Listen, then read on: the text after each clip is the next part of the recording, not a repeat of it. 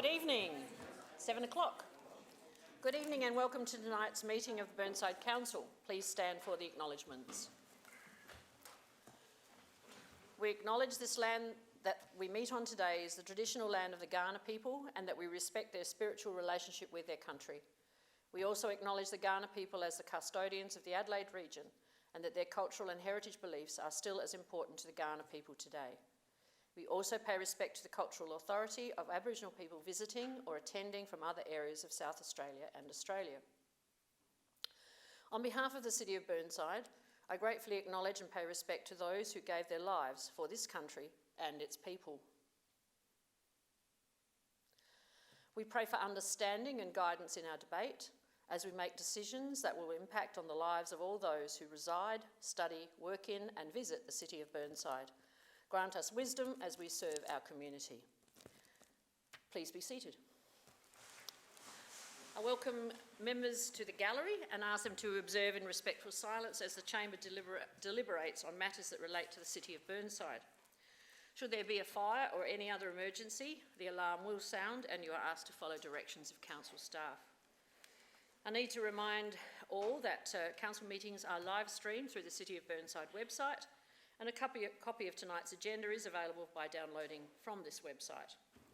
I remind elected members of the importance of using their microphones appropriately so that those at home can hear clearly, and request that all in attendance switch mobile phones off or onto silent. Again, first on the buzzer to indicate who wishes to speak on the motion once we begin. We have apologies from Councillor Hubel, and we have a leave of absence from Councillor Carbone. Confirmation of minutes. Do we have a mover, please?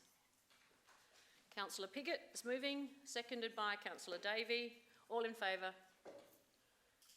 Thank you. Carried unanimously. Deputations. We do have one deputation tonight from Ms. Rosie Batt. Would you please come forward to the table in the middle?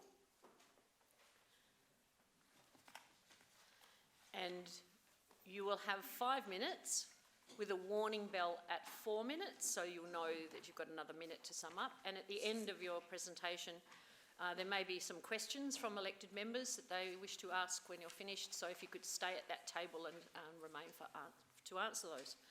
I'm going to turn my microphone off, and if you could just press the speak button in front of you when you're ready to speak, and then those at home will hear you as well.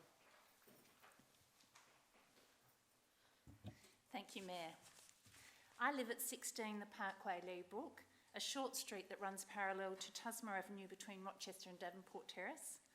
In my section of the street, between Rochester and Knightsbridge Road, on the eastern side, we've got 10 virtually identical single-fronted bay window masonettes built in the 1880s from sandstone and bluestone. On the western side, we have 4 much grander bluestone residences of the same era. All the houses are zoned heritage and the owners have taken great care to comply with the heritage obligations that go with that zoning. It's a very happy street and lots of beautiful residents. We all get on very well. On the 10th of April this year, I was leaving for work when I noticed some council workers gathered in the Parkway outside a new house that had been built on the corner of Knightsbridge and the Parkway. Apparently, a condition of the approval of the new house being built was that as it fronted Knightsbridge, the old driveway crossover that serviced the previous residents from the Parkway had to be reinstated by the new owner in character with the rest of the street. I spoke to the council worker in charge and he told me that the curbing would be reinstated with concrete coloured grey to imitate the bluestone in the street.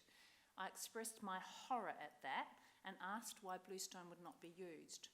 I was told there wasn't any bluestone available at the council depot, and he was delighted when I offered to try and source some bluestone for him. Quick Google search and a few phone calls later and we had some bluestone in abundance. However, I also discovered that the bluestone curbing and guttering in the Parkway was the only heritage listed curbing and guttering in South Australia. I emailed the council that day with all my good news and sought assurance that the bluestone would be used in the reinstatement process. After receiving support from Ward Councillors Jane Davey and Sarah Hughes, it was subsequently agreed that the reinstatement of the crossover would be done with bluestone. In this journey, I discovered from my fellow neighbours, some of whom are here today, some couldn't be here tonight, that the Parkway was recognised as a special heritage street and that heritage walks were once common due to the unique combination of heritage houses and the bluestone curbing and guttering. John Skinner, who's been a resident for many, many years and couldn't be here tonight, unfortunately, believes that the bluestone was ballast from the early settlers' ships and originates from Wales. Apparently there's a plethora of information about this held by the historians, and it's why the curbing and guttering and the houses were given the heritage status in 1998. Now, I've given you all of this background so that I can explain the pressing long-term issue and the need for the motion before you. It seems that quite some years ago, the street surface in the Parkway was completely re-bitumised, and at that time, the bluestone guttering was covered with bitumen. The then residents, some of whom are still residents, fought this and sought to have the bitumen removed. That was done so in part, but the residual problem was that the height of the street had been raised to such a point that it had created access to the driveways as an issue. The solution? To pour more bitumen over each driveway. This obliterated the bluestone curbing and guttering at each driveway and created an unmitigated disaster. I've attached pictures to my deputation that show the terrible result both visually and from a drainage point of view when it rains. I made a written submission to the council budget process on the 30th of May, setting a lot of this detail out and pointing out that as the custodian of the heritage-listed bluestone curbing and guttering in the Parkway, that this is an asset of the council, and I'm asking for your help. I'm asking you to please reinstate this fabulous asset that we all have. It's an ownership issue, but it's also something for the future. It's part of the heritage of this wonderful, wonderful area that we live in. As owners of our heritage zone houses, we willingly comply at our own expense with the requirements to preserve heritage. And I'm asking you as council to observe the same standards and to invest in having this beautiful street and all the heritage reinstated. I ask you to support the motion at item 10.1 of your agenda, and I thank you all for your time. Thank you. Do we have any questions, please? Councillor Davis. Not really a question, but thank you very much for coming. That was an incredible deputation, one of the best I've ever heard. So I'm certainly convinced. Councillor Henschke. Oh, good evening. Thank you very much for this. The information you provided here, this sheet. Do you know if it's a local heritage place? Yes. Place, yeah. So under the new State Planning Commission system that'll be implemented next year, it will be listed as a local heritage place. Yeah. Okay, thank you. It's across the Rose Park Terrace Gardens ward, my co-councillor Peter Cornish and I, and also in the Eastwood ward, similar pieces of bluestone guttering, and I personally have noticed in Eastwood, for example, some restoration work, not exactly to my liking.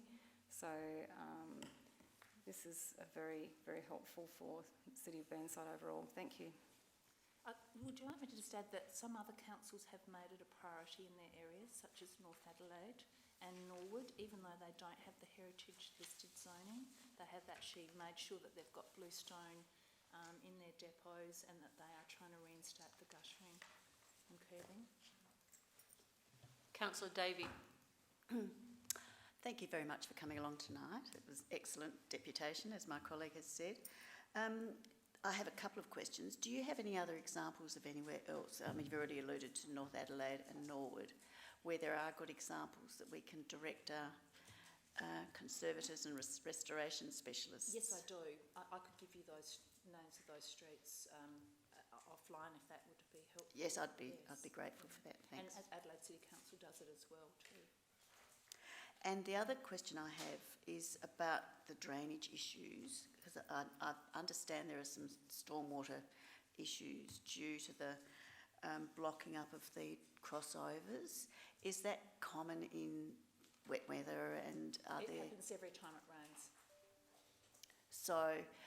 So what, the crossovers are getting blocked up? Yes, so you can see from the photo that was not a very heavy rain, and that just shows you that, just trying to show you that, you know, perhaps the one down here on the right-hand side, it's completely blocked up, you know, just a few leaves, it just backs up, so, you know, it's unsightly, but it's also very bad for the flow of water. And so the residents get out and clear it out themselves? Yes.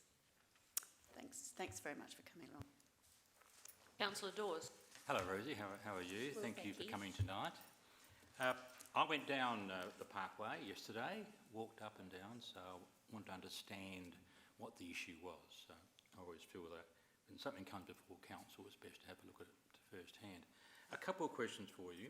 That new house that you were talking about, that's the one on the corner of Knightsbridge, is it? Yes. I noticed they had reinstated the bluestone curb. Yes. Is that the standard you're looking for right down the road? I'm not talking about the crossover. I'm talking about the actual work that had been done. Was that done by the contractor? I don't know whether the council did it or a contractor did it.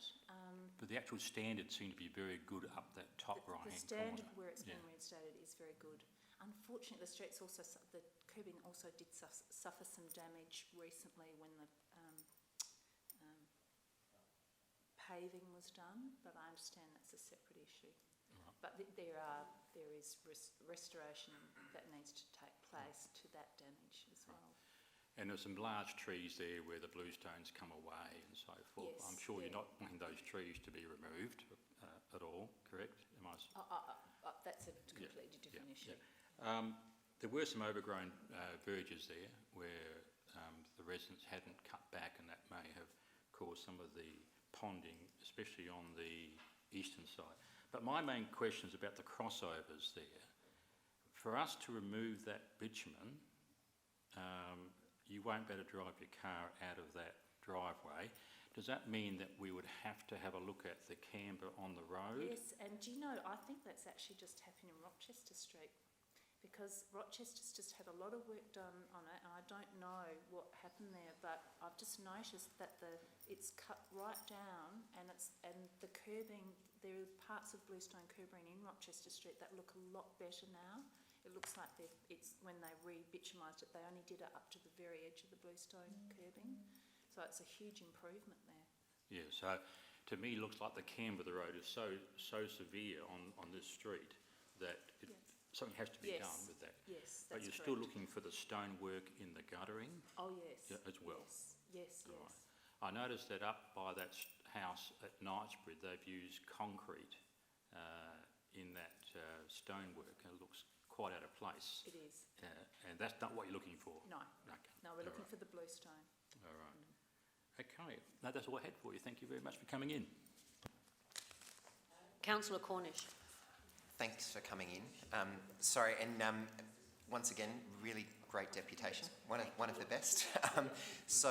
What I'd like to just ask, and this is just for everyone else on the street as well that's probably here too, we get requested for things quite frequently, and I remember someone requesting a footpath, and then as soon as the footpath started happening, they started complaining that the footpath was actually was detracting from people entering and exiting their business. So I just want you to all be aware that if work does happen, that there might be a little bit of roadworks happening. So please, just be mindful of that if it does happen. It's a very small street, and everybody in the street is very concerned about heritage, so I think there's a unanimous sort of support for that.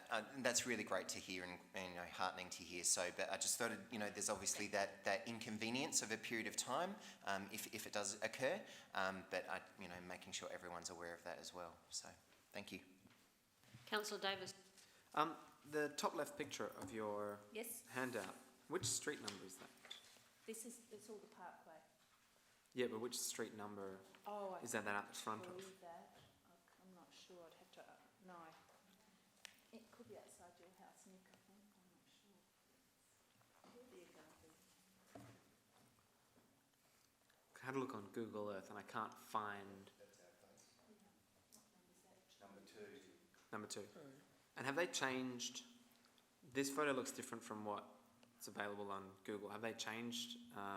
This looks quite dishevelled and this looks better. Not great, so I understand the issue. But has that changed recently? Has it been redone? No? So has it? Yeah, but the answer is it hasn't changed from this photo? Okay. I'm not quite sure what you're asking, sorry. My question is, has it been redone in recent Oh, times no. since the photo has been No, taken? no. No? Okay. Thank you. No, I'm looking at Google Earth and I'm looking at your photo. Google is what Looks better on Google, that's what I'm saying. Okay, thank you. If there are no more questions, then thank you very much, and we'll be moving on to the debate very shortly. Thank you very much. Thank you. There are no petitions. Public question time, I believe we have one question. Thank you, Mr. Jordan. If you'd like to come to the seat in the middle, you know the process. I think I might. Just state your name and suburb, please. before you Good begin. evening, ladies and gentlemen. For people who don't know me, my name's Tim Jordan. I live at Orange Grove, Kensington Park. My question tonight is a simple one regarding the Metro Games. Now, some people in the room mightn't know what I'm talking about, but the Burnside Council is hosting these games, I believe for the first time, on Saturday the 12th of October regarding... and I'm a member of one of the local service clubs who's been asked to help out, providing food and a few other items. We're not the only service club, the Lions Club of Burnside, but there are others. A simple question, I couldn't see much publicity in the local edition of the council newspaper, which I got today, newsletter, I should say.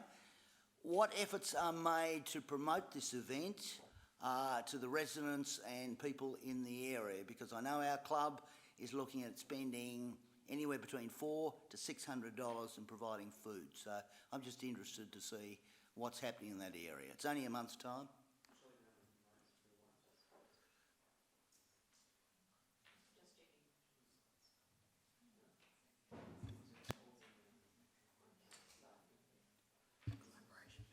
Good question, Tim.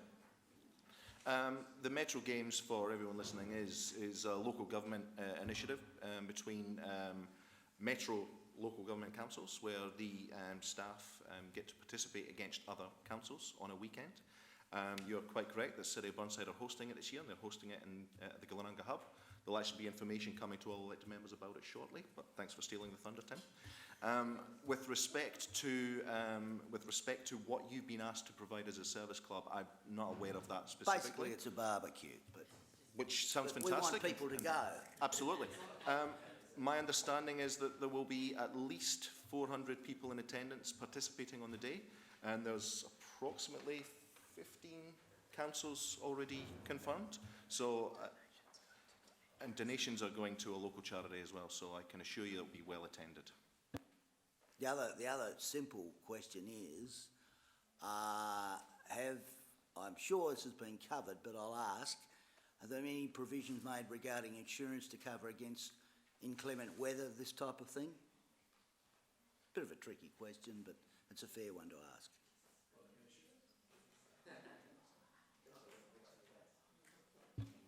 Other than a severe lightning storm, the games will continue. Thank you.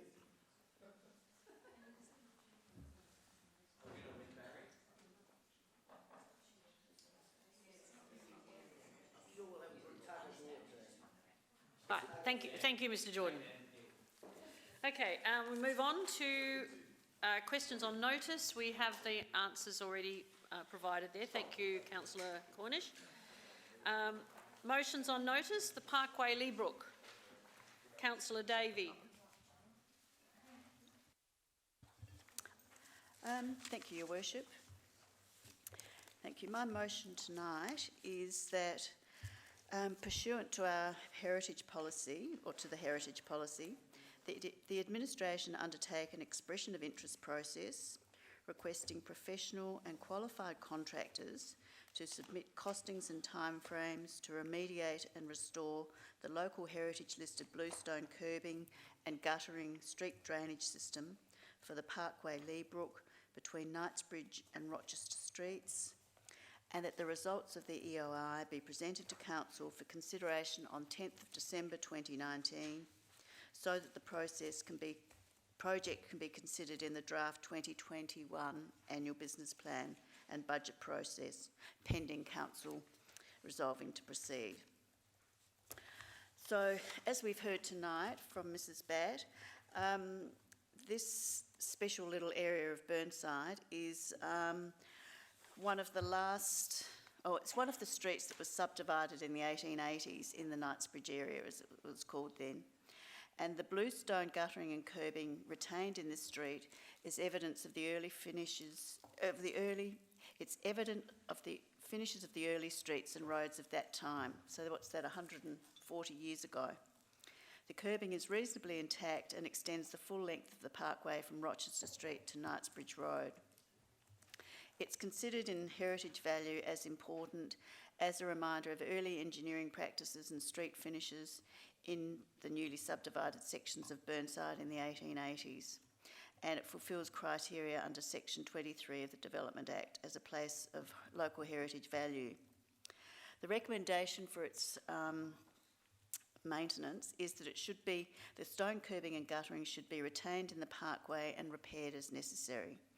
Council should resist the tendency to reset this type of curbing in hard concrete mortar, as this alters the historic finish and removes the early character of the curbing. So, as we've heard, the residents are very keen to retain this wonderful character in this, very last little street of this kind, one of the last little streets of this kind in Burnside. And what they're having, though, is significant problems with their stormwater runoff and the pooling and ponding of debris, of water, and debris being collected in the crossovers that have been used to access their driveways. So, as the residents of the street are very house proud, they would like and respectful of the heritage, they would like the curbing and guttering system restored so that the heritage streetscape is reinstated in full as per its listing, and that we have engineering advice to, in a modern sense, to improve the stormwater drainage and retain and demonstrate the historic character of the bluestone. So the intention of my motion is that we get some expertise. The administration have recommended that we get some expertise in to look at the costings for this and how this would be achieved, and that this process needs a council resolution to initiate it. So I ask for your support for us to start this process so we can at least get an evaluation both from a heritage sense and an engineering sense of what needs to be done and what that might cost, and bring that back to us before Christmas so that we've got an idea of how we can proceed to maintain this wonderful heritage area and its heritage value. So I hope you'll support this. Councillor Hughes, you wishing to second? I do, yes. Thank you. I'll speak briefly to the motion because obviously we've already heard from Mrs. Batt this evening and also Councillor Davey. This is quite a unique area within the city of Burnside given its local heritage listing. And I hope that people have visited the area because it's not just obviously the curbing that's important, but obviously the residents have taken great pride in the street in regards to maintaining their houses within the heritage considerations. So I think it's important for us to understand the cost to repair and solve the drainage issues for them, and this will help provide us with information for the 2021 budget cycle. And I think it's really important that we have a group within our community who want to retain this important local heritage listed asset, and I think that as a council we should all support that. Thank you. Councillor Henschke. Thank you, Mayor. I've got a question for the administration, please. What other curbs, bluestone curbs in the city of Burnside have been added to the local heritage list following the motion of 2015.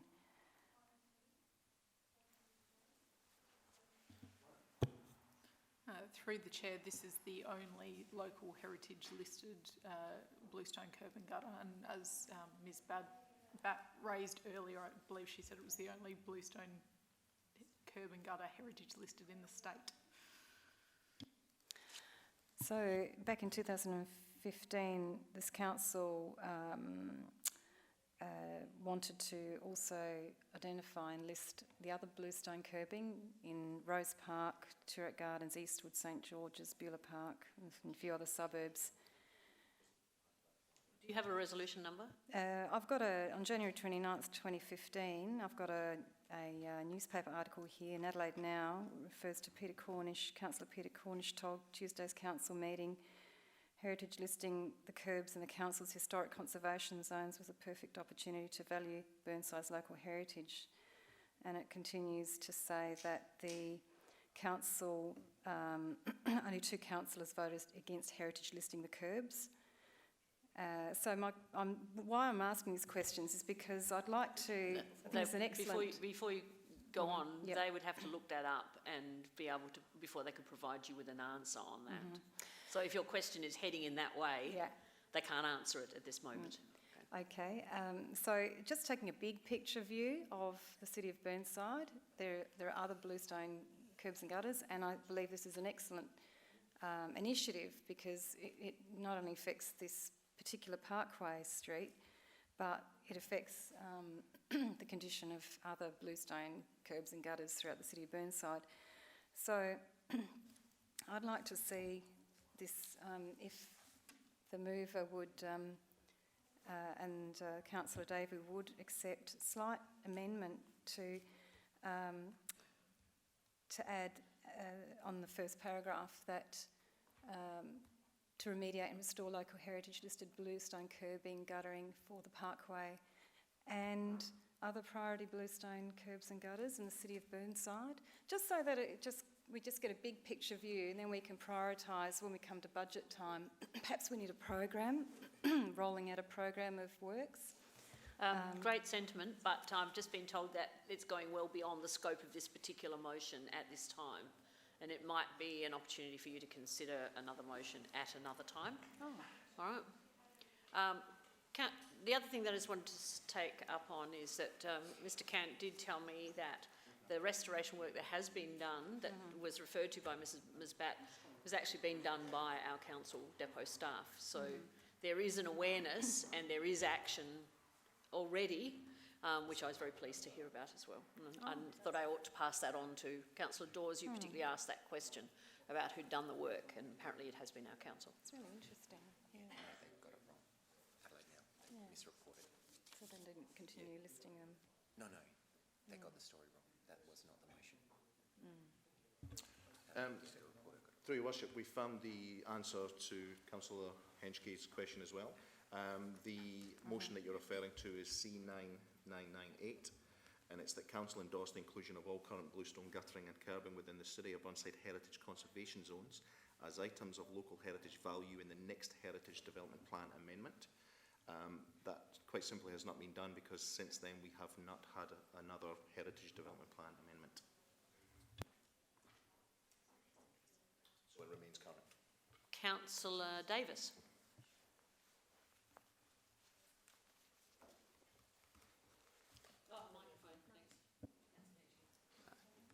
Councillors Davey and Councillor Hughes, well said, and I totally agree.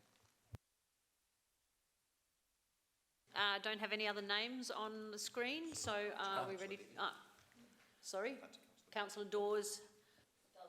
A question of administration.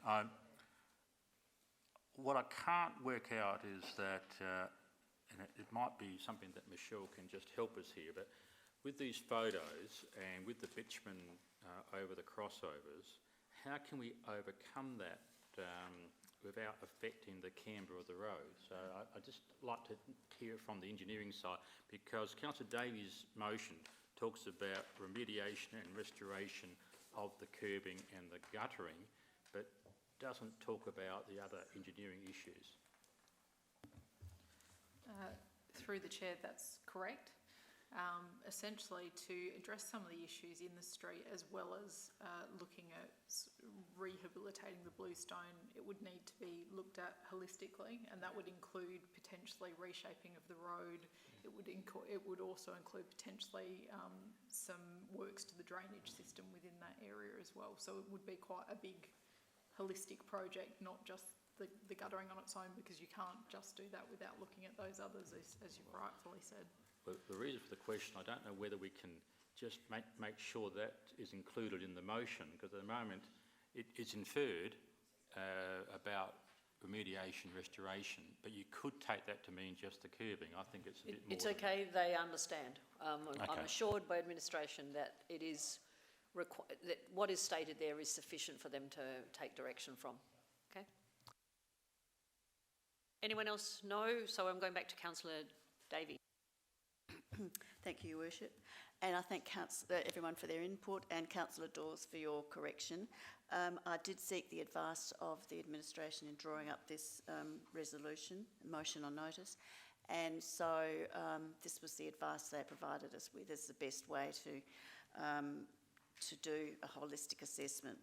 So I ask for your support. I mean, we've heard it's a very important example of an entire street and with its retained bluestone heritage guttering and curbing, which needs to be holistically assessed from an engineering perspective and a heritage perspective to restore it to, after some, not neglect isn't the right word, but I think since it was listed, it hasn't been really looked at, and that's in nearly 25 years. So time has marched on since then. We have better engineering solutions, and I would expect that we'll need some good engineering solutions for this work, because the crossovers do need careful assessment and work to modify them so that the drainage works and that the bluestone curbing and guttering is all maintained and there in all its glory. So it's a big challenge.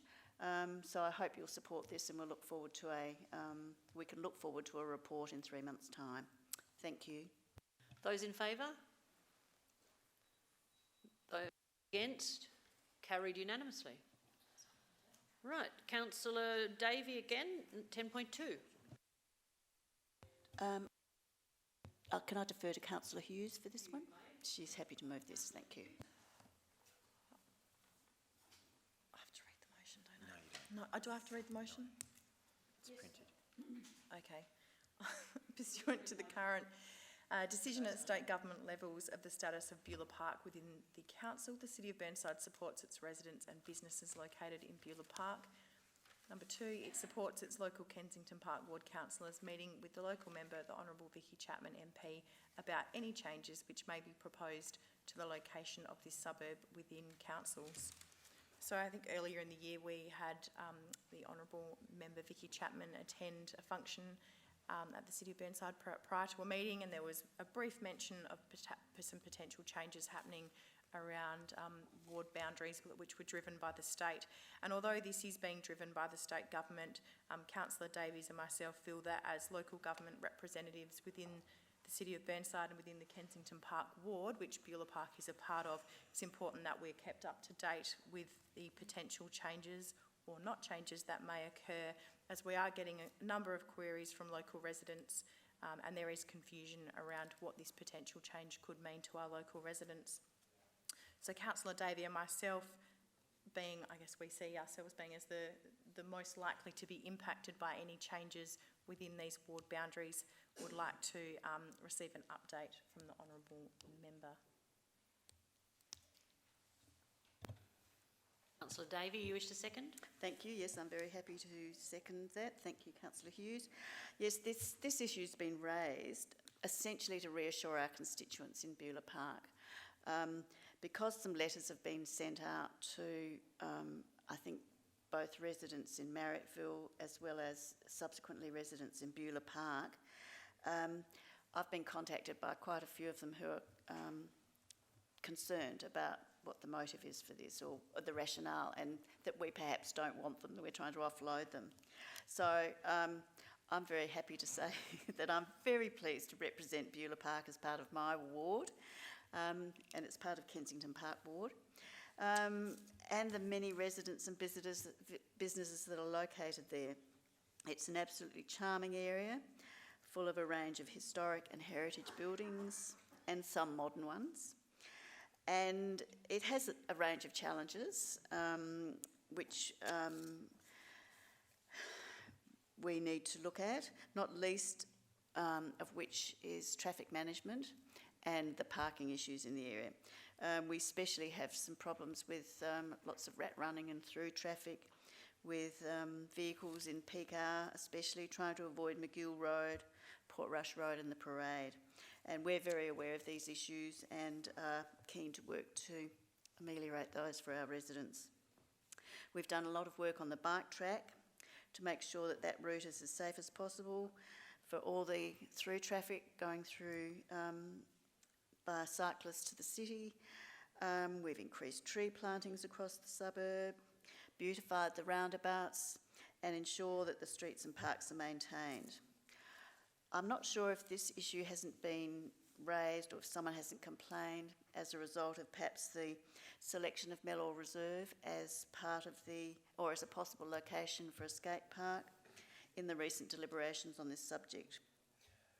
If so, they can rest assured that the residents of Beulah Park have spoken and their much loved and valued park will not be will not be altered to include any more infrastructure, let alone a skate park. So we're just very keen to have Council's recognition of Beulah Park as a valuable part of the city of Burnside. Thank you. Councillor Piggott. A couple of things.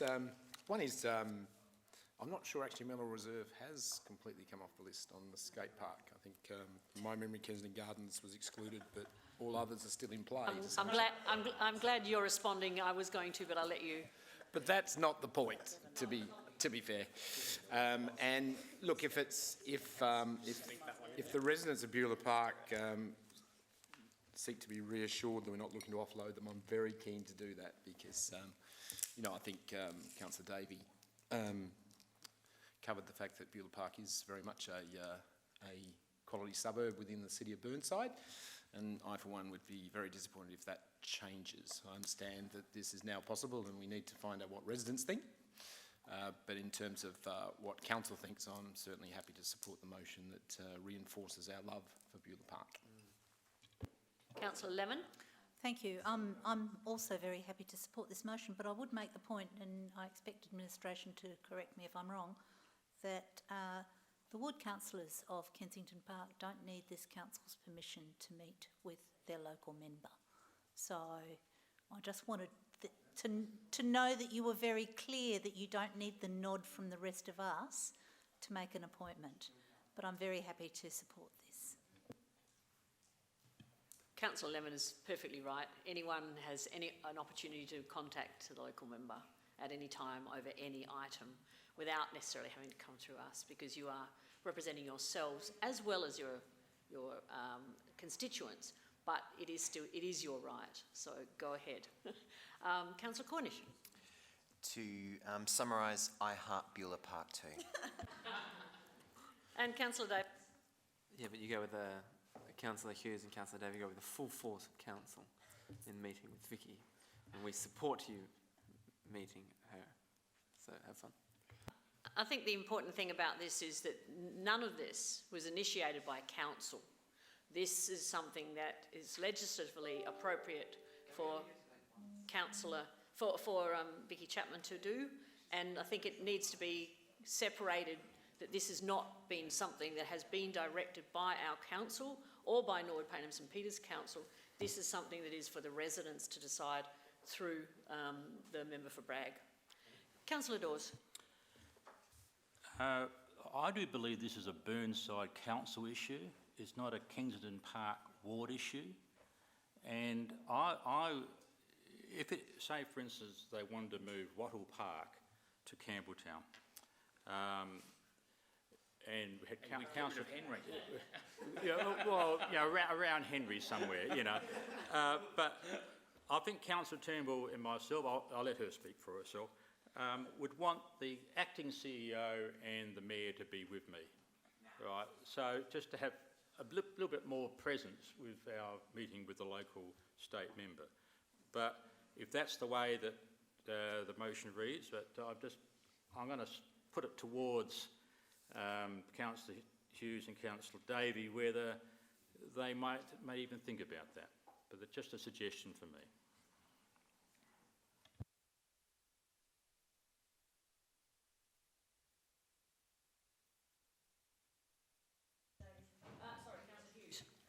I will just mention two things just to respond to Councillor Dawes. I understand Councillor Davies has actually spoken with Mayor Monceau and it has been, I guess, discussed and agreed that Mayor Monceau is happy for us to meet in the first instance, and I understand that the Honourable Member Vicky Chapman will be giving an update to the CEO and the Mayor separately. I won't speak any further because we've got lots to cover. I shall put the motion. Those in favour? Those against? Carried unanimously.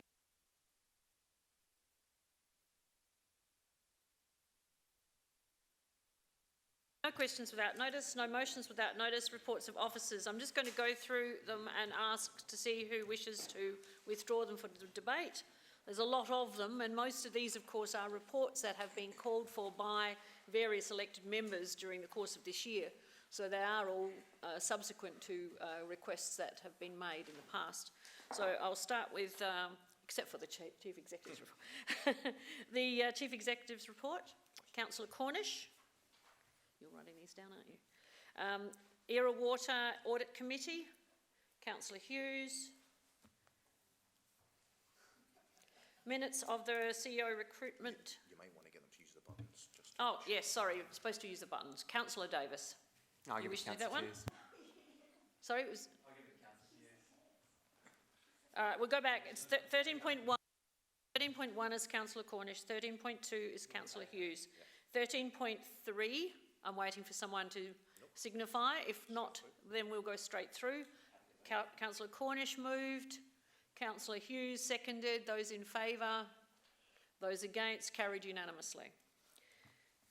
13.4. Councillor Piggott. Councillor, 13.5. No one, so Councillor Cornish is moving. Councillor Dawes is seconding. All those in favour? Those against? So not unanimous. 13.6. No one, so do you want to do it again? Sorry? Make a quick comment. Yeah, I'll put them. You will, okay. Councillor Cornish. Local Heritage Reference Group. Councillor Davey. He's on here first. Waterfall Gully Community Bus Service. Councillor Davis. Unless Hughes wants. You happy? Cool. City of Burnside Participation in Local Government Association Circular Procurement Pilot Project. I'll pull that to ask a couple of questions. I'm glad. I'm sure Phil will be appreciative if somebody takes notice of it. Absolutely. We don't take notice, we're just happy with that. Also appreciate it when it goes straight through. Next one is 1310, use of glyphosate. Councillor Turnbull. And we will go to the Chief Executive Officer's report, Councillor Cornish. Councillor Davey, if you could switch your Councillor Cornish, you moved it. She's switching her mic. Oh, sorry. Yeah. Sorry. Councillor Thank you. I do move in accordance with the officer's recommendation. I just had one question that a member of the public has asked me to inquire regarding this project, one of the projects that's in the reports attached. Just an update on the progress of the BioBag pilot rollout, if someone could give me an update of where that's at. Through your worship, we are scheduled to commence that in early October for a trial period of 6 months. As per the council resolution, we will trial it in 2 sites, those being the Conningham Street Dog Park and the Glenanga Hub. We expect the trial to give us enough information to bring that back to council in January 2020 to potentially inform the following budget. Yes, I've got a question also. At 23.5. Sorry, we need a seconder. Oh, I'm happy to second. You that. happy to second and then continue? Yes, and I've got a question. 23.5, it says that the CEO met with the Mayor and Mr James Stevens, who is the new federal member for Sturt. Can you tell us what that was about? That was a while back. That was last month. My last report. Through your worship, it was an initial meeting to improve relationships between the levels of government, and it's the first of many, we hope, on a regular basis. I believe the next meeting is scheduled for next month. We initially, it was more of an introduction meeting at this stage to talk about how local and federal government can work closer together. We also particularly talked on this occasion about a few matters, including federal funding for several of council's projects and also several of the upgrades to intersections. So an introductory meeting, and we'll move on from there.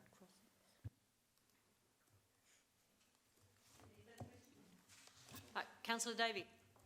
Thank you, Your Worship. I have a query about one of the reports, number 7, which is on page 28. I've been asked to find out about the Hazelwood Park Reserve car park upgrade, when the community consultation process is proposed to be undertaken, please.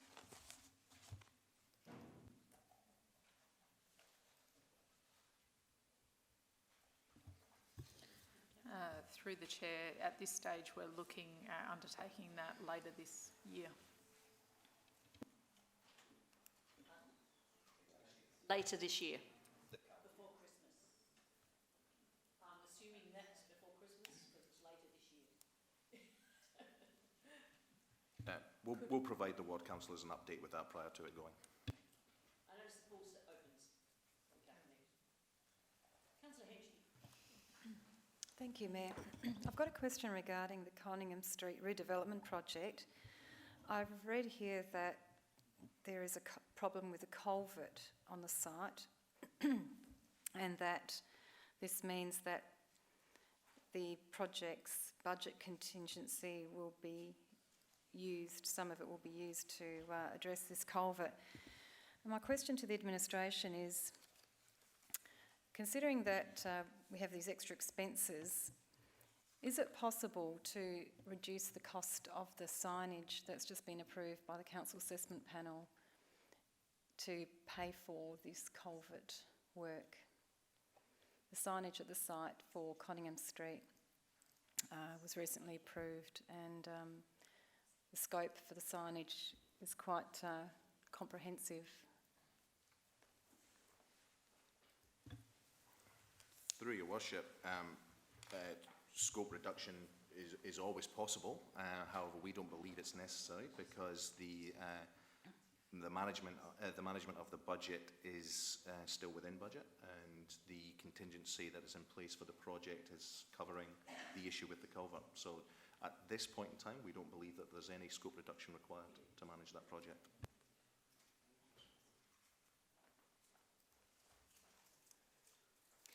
Can I also ask how much the scope of the signage will be for the Conningham Street site?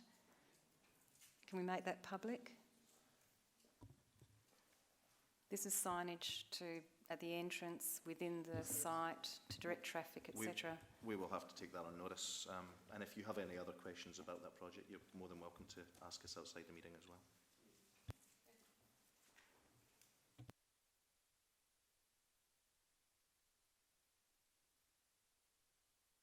Happy to put it.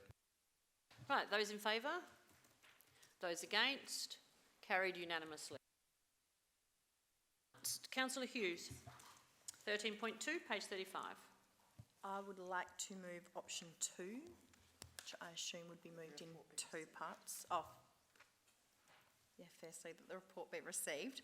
but secondly, that council undertakes a secret ballot process if required, as identified in attachment B of this report, to determine the elected member to be appointed to the Water Audit Committee. And I assume we would move that in two parts. So I will speak very briefly to the motion, but I think, as you will have read in the report with Water, the number of independent members has been reached for the Water Audit Committee. That's okay. And a minimum number or quota of members have already been appointed by other councils, so we have the option to do 4 different options. And the reason that I've chosen option 2, I think we should proceed on this basis, is given the significant interest in the project from our elected member base, as we saw earlier in the year, I see value in having a member of the elected member body to ask questions and take interest in the project, and it's really just another opportunity for us to be a step closer to the project, essentially. Sorry. Councillor Davey, are you seconding? Yes, thank you. I'd also like to We're just doing 1 and 2 at this point in time. All right? Yeah, that's okay. And in my response, I'd just like to acknowledge, I mean, this position's become vacant because of the resignation of Roberto Brea, who has become the new CEO of Holdfast Bay. So having worked with Roberto, he's been recently on our audit committees, but also in the past when he was a general manager here, I congratulate him on his appointment, and we're sorry to lose him, but I'm sure we'll find someone to. Thank you, Councillor Davey. Any discussion on 1 and 2? I don't have anyone on the screen, so do you wish to sum up? Do you need to sum up? Okay, so we can go straight into voting on 1 and 2. Those in favour? Those against? Carried not unanimously. Okay. Sorry. So we now number 3.3. Same person, looking for someone to move that. Councillor Piggott, you've got your notes. Councillor Davis has beaten you to it. Yep. Can we nominate people, or? Yes. I nominate Councillor Piggott. Councillor Piggott's name. Do you want to find out if there's any other nominations? Well, that's. No, he's only just nominating, so it's just one nomination. And now I'll ask if there are any further nominations. Oh, Councillor Piggott, are you willing to accept it? All right, is there anyone else who wishes to nominate anyone else, or anyone who wishes to nominate themselves? Councillor Henschke. I wish to nominate Councillor Harvey Jones. Councillor Jones is looking like he's saying no. Okay, he's happy with Councillor Piggott. So I move that Councillor Piggott be appointed. All right. Since there don't appear to be anyone else, we will go ahead and... Do you have to leave? We need a seconder for this. Councillor Jones is willing to second. No, I think do you still need to leave? I'm happy. Is it a paid position? I don't believe so. It's not paid, so he doesn't have to leave, do you? You don't have to leave, but if you choose to, that's your job. I think it's a good idea. You definitely have a conflict in voting against the motion and doing more work. Councillor Davis, you wish to speak then on this? I think Councillor Piggott will do us proud, and I think he'd make an excellent audit committee member for Era Water, particularly this time where we need that level of attention. Councillor Hughes? I will second. Seconding it? And I won't say anything. All right.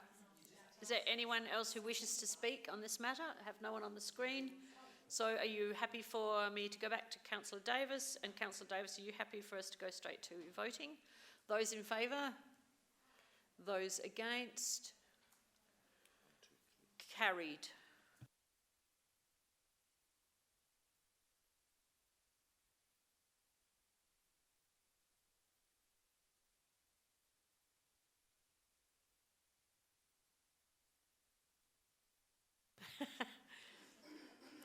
Right, so Councillor Piggott, you have been appointed as member of the Era Water Audit Committee for a 2-year period effective from the date of unanimous approval of the constituent councils.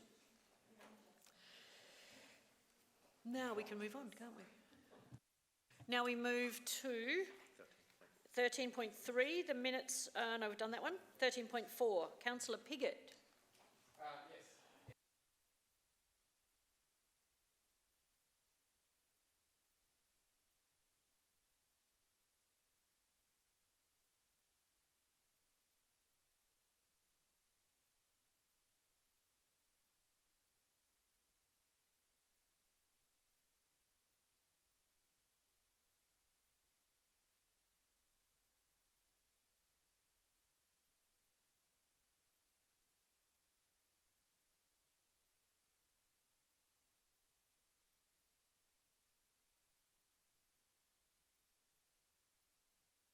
Otherwise, I'm happy with. It's funny how things work out. We obviously did make some changes to the terms. Oh, No, you lost it to me. sorry about that. We made some changes to the terms of reference earlier in the year. Roberto's resignation has allowed that to all sort of happen reasonably well, and also maintain Mr. Coates, who was on the committee and serving well from what I can gather. So, if what I understand. So yeah, so I'm happy to move according to the recommendation, except that I feel we should extend Councillor Jones to December.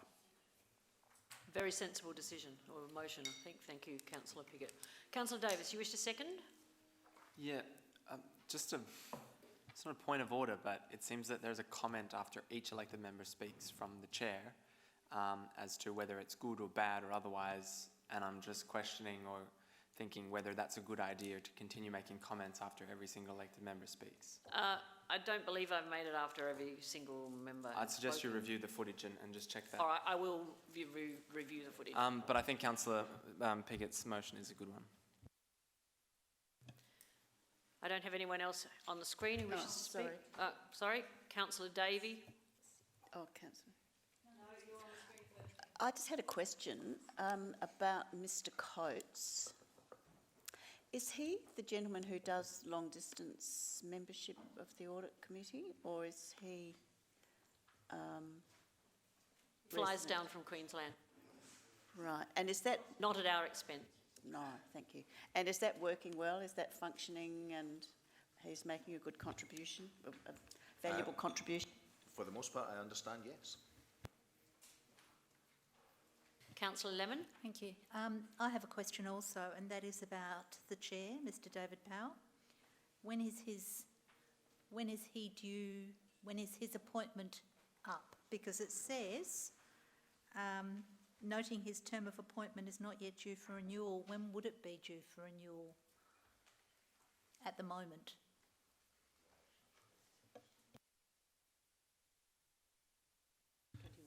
Through your worship, November 2021.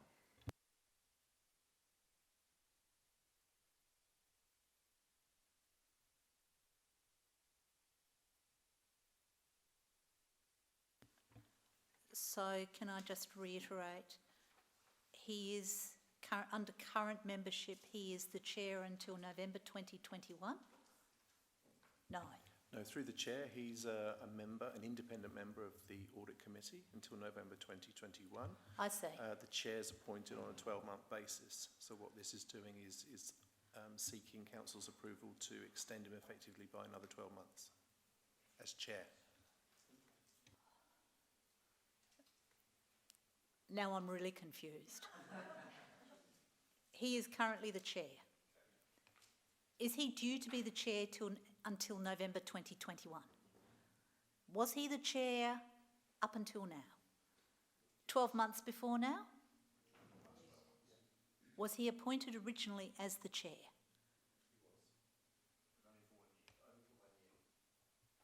So he's appointed for a chair, as the chair for 1 year, but he's appointed as a member until 2021. Yeah, through the chair, David Powell was appointed as an independent member for 3 years.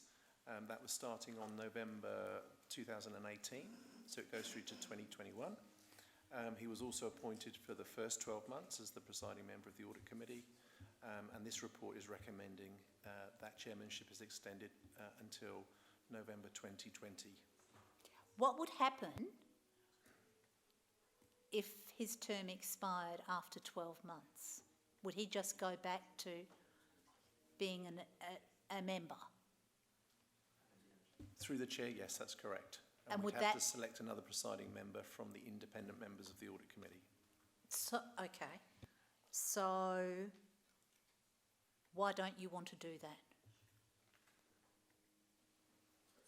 Through the chair, that's it's up to council to decide. This is an administrative recommendation that the council considers extending David Powell in his capacity.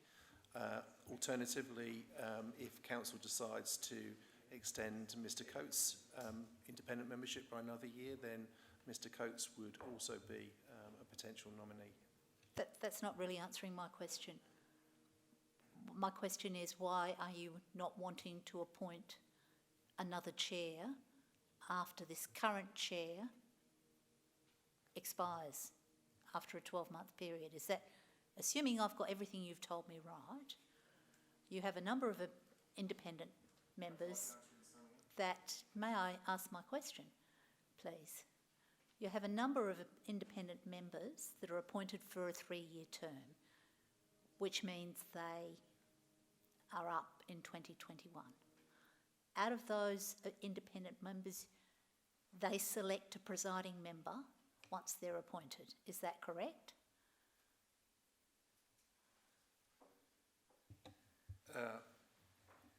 David Powell was appointed for a 3-year tenure, which finishes in November 2021. Yes. Roberto Brea was appointed at the same time for a 2-year tenure, which would have finished in November 2020. And Mr Coates was appointed for a 1-year tenure, which would have finished in November this year. The terms of reference for the audit committee was changed by council, removing one of the independent members. So we're down to 2 independent members of the audit committee. And obviously one of those, who was due to expire in November 2020, has now resigned. With Councillor Harvey Jones joining the audit committee, we're effectively, if this is resolved this evening, we'll only have 2 independent members on the audit committee. And one of those, according to the terms of reference, has to be appointed as the chair, which is a 12-month tenure. So this recommends that the current chair is extended for a further 12 months. Does that answer your question? Not really, because I don't know why you're recommending that as opposed to the other person, given that this 12-month period is now or will be soon. Yep, happy to answer that one. At the time of the recommendation, obviously there's no guarantee that Mr Coates will be extended. That is an opportunity. The council could decide to do that. The administration is putting up a recommendation based on Mr Powell's experience of chairing the audit committee and other audit committees, but it's entirely up to council whether it decides to accept that recommendation. I'll speak now. And I want to make it quite clear I don't have issues with either of these independent members. I just wanted to be very, very clear about why this was a recommendation to us.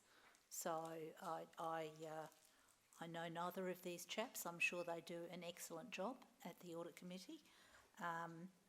I just feel that this is very convoluted, personally.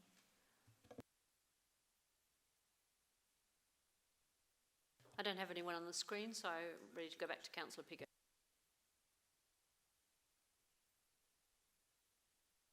Those in favour? Those against? Carried.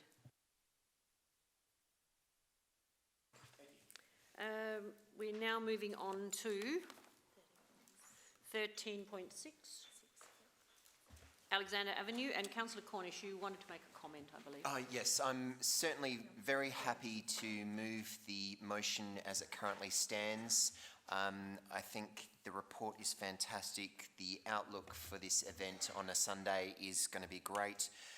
The comment I just wanted to make is that I hope there are going to be flowers at the presentation, that this council will not be trolled by online keyboard warriors saying that we should not be supplying flowers to war memorials. I think it was absolutely disgusting, some of the commentary on Adelaide Now by some commentators, that this council should not be spending funding on flowers. I hope that there will be flowers. I think our community would be rightly behind this city celebrating and acknowledging the life that so many people gave so we can live the way that we live right now. So I'm fully supportive of this celebration, of this war memorial, and I do hope that there are flowers at this event. Councillor Henschke?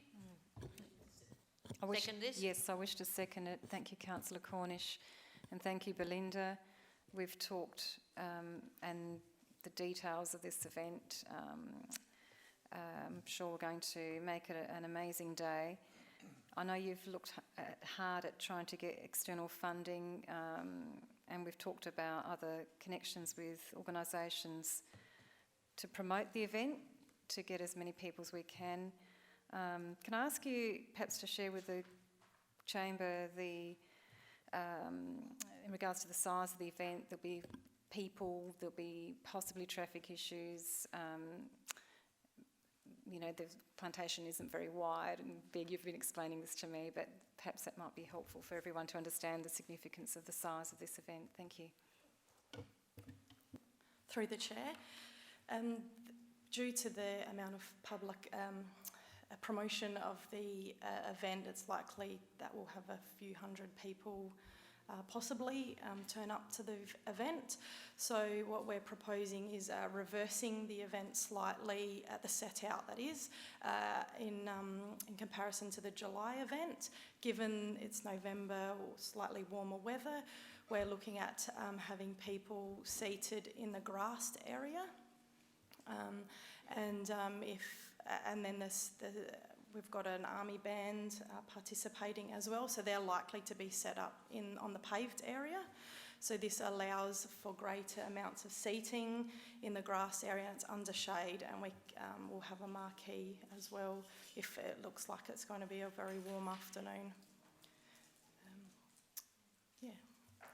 Councillor. Thank you.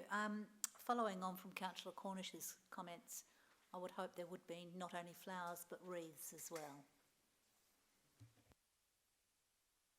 Thank you. If there's no one else on the screen, Councillor Cornish, you happy for me to put it? Okay, so those in favour? Those against? Carried unanimously. 13.7, Councillor Davey. Thank you, Your Worship. Now, this is the Local Heritage Reference Group, a great idea, and I thank the administration and Aaron and Michelle for their work on this. I'll move that the report be received. 2, that an informal heritage reference group be convened by the administration with the purpose of providing a forum for the discussion and exploration of ideas to conserve, enhance and promote the City of Burnside's heritage and history. And 3, that the heritage reference group be convened for a trial period of 12 months with the results of the trial reported to Council. I think this is a great initiative following on from our developing a heritage policy and all of the concerns that we have about our heritage and heritage issues associated with all of our planning and development changes. And I just think that while we've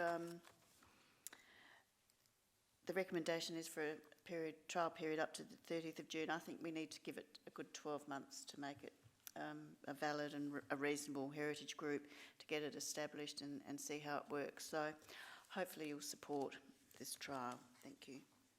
Councillor Turnbull, you wish to second? Yes, I will second that too, but I'd also like to speak about the confirmation of that group. We've got interested elected members, strategic projects and planning manager, group manager, planner policy, historical and cultural officer, a representative from the Burnside Historical Society. I'd also propose that 2 residents from the City of Burnside who are interested and knowledgeable about Burnside heritage issues are on that informal committee as well, some residents. expressions of interest could be called for via articles in Messenger newspaper or online. So I don't know if it's an amendment or what it is, but I'd like to see the informal heritage reference group include 2 members from the community of the Burnside Council area. Councillor Davey, I've just been advised that if you are willing to take that on, it will become part of the motion, otherwise it would require an amendment. You happy? All right. Thank you. Councillor Turnbull. We do. I think it's happening at the moment.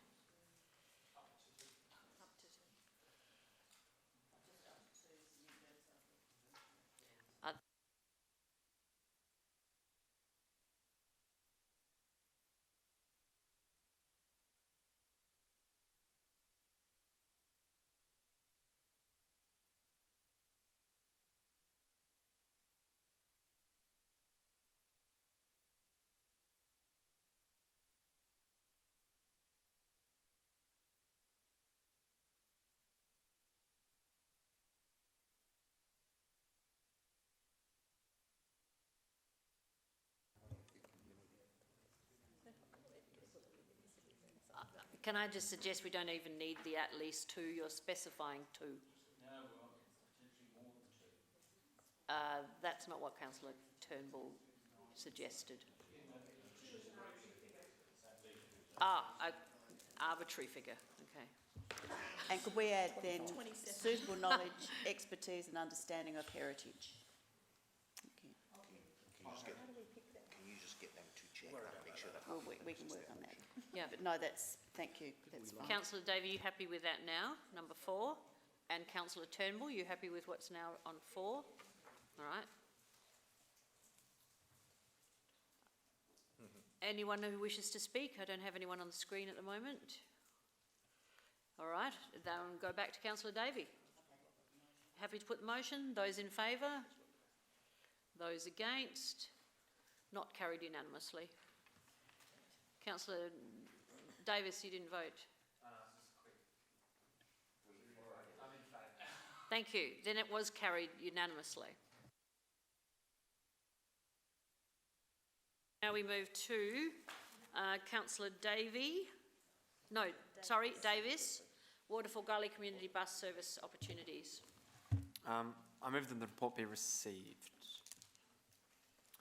So in speaking to that, that was the officer's recommendation.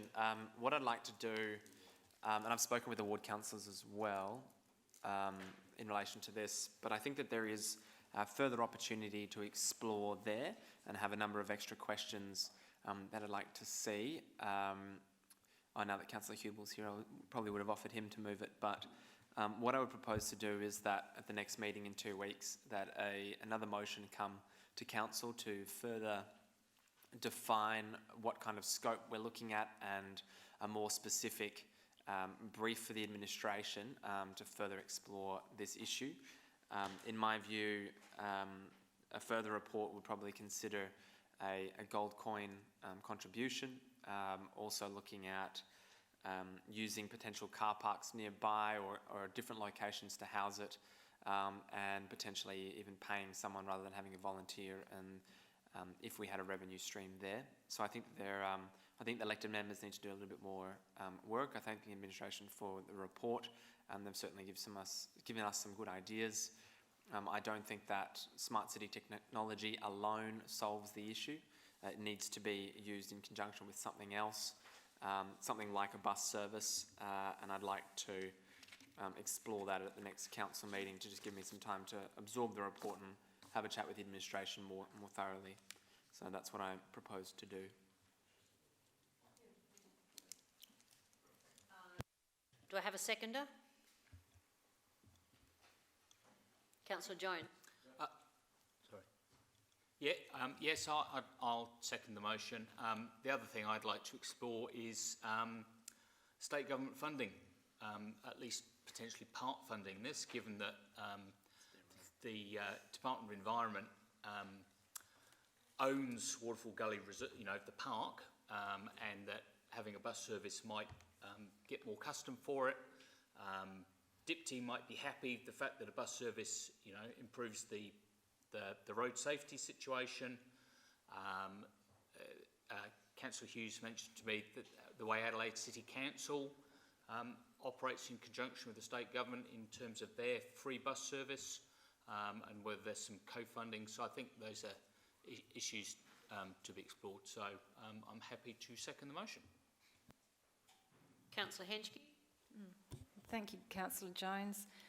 A question for the administration. In due course, will the report or look into the actual users of this transport system?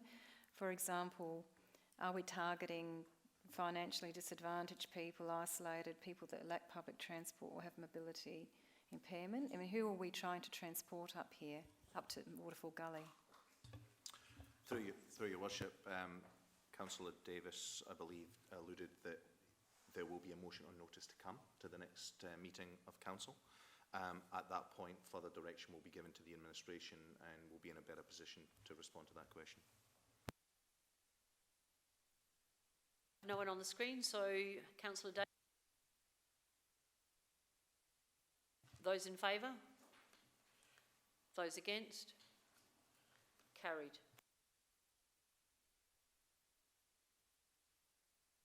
Councillor Davey.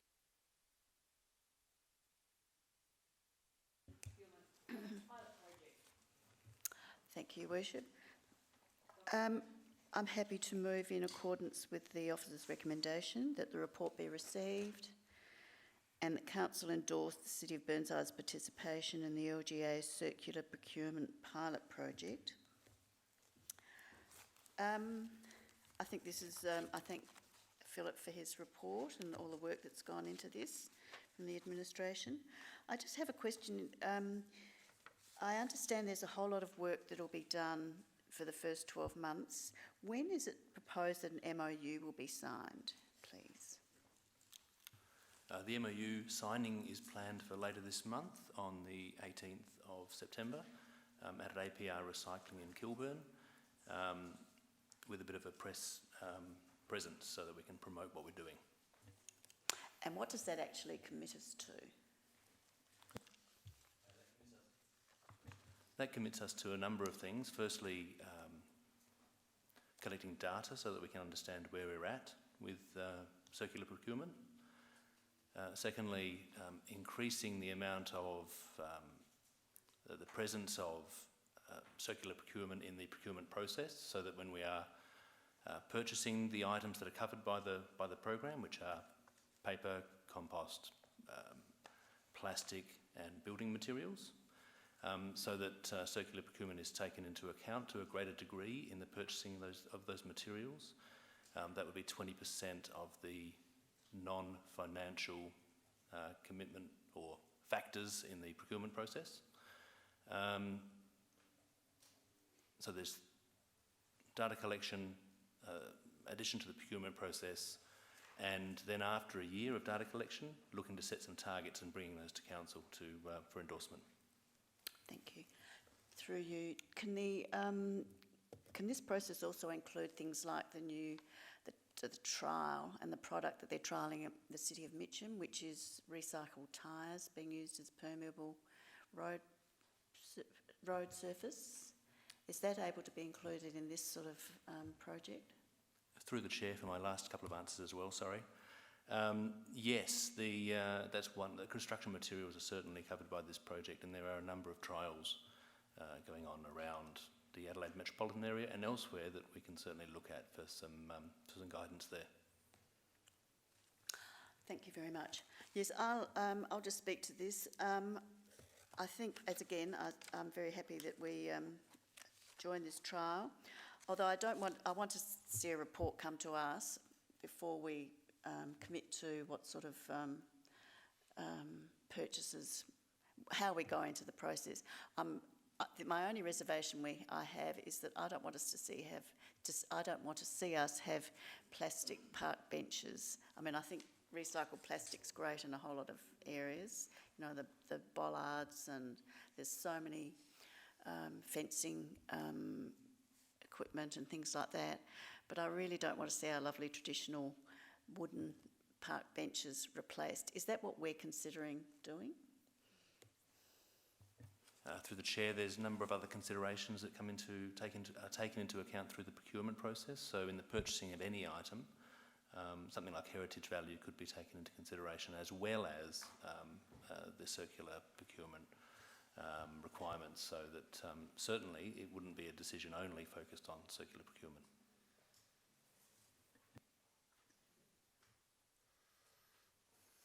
Councillor Hubel.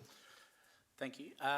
Dr Redmond, thank you for this report. This is an excellent... Sorry, we need a seconder. Are you willing? Oh, yes. Happy to second I'll second. Sorry. Sorry, seconding. Thank you for this. This is excellent, excellent work, and no more commentary from me there. Councillor Hedgkey.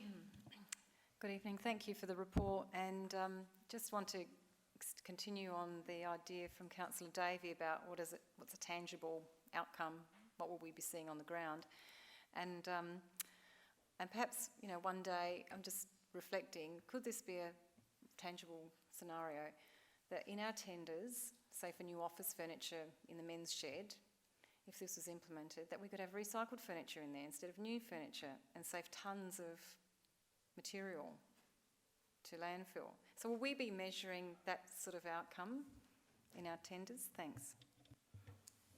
Through the chair, yes and yes. So firstly, we'd be monitoring that, so we're fully understanding the recycled products that we're buying and the potential to buy recycled products. And yes, it could be an outcome that we would buy recycled furniture in a case like that. But again, also other things would need to be taken into consideration. Something like a men's shed, safety and other things would need to be taken into consideration as well.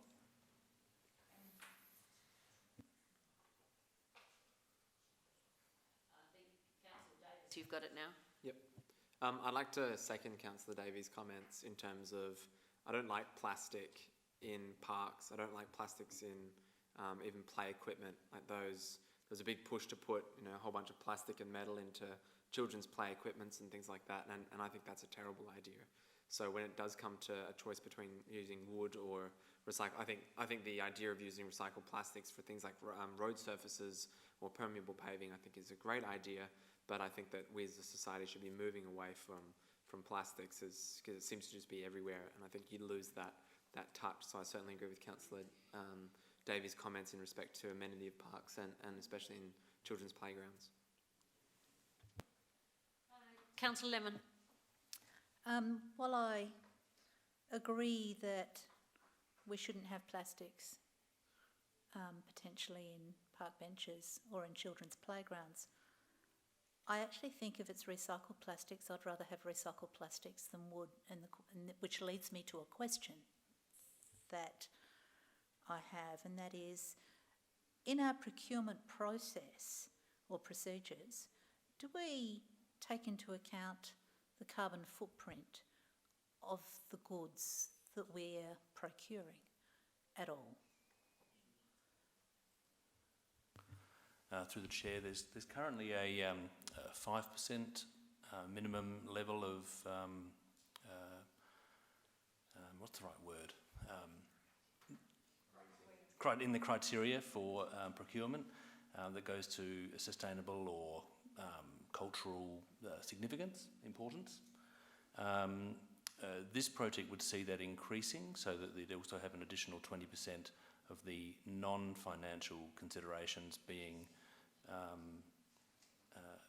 recyclable, including recycled products, so the circular procurement stuff. So this is increasing that level to include those. So would I be right then to say, if we're looking at, so you're then saying that it's a 25% nod to recyclables? Is that then a 25% nod to the carbon footprint reduction? Through the chair, it's a little bit more complex than that because it's 20% of the non-financial factors. So, for example, if cost was 50% of the decision, which it typically isn't, it's not normally that high, I've just chosen that because it's easy to do the calculations, then 10% would be over to the circular procurement and recycled content.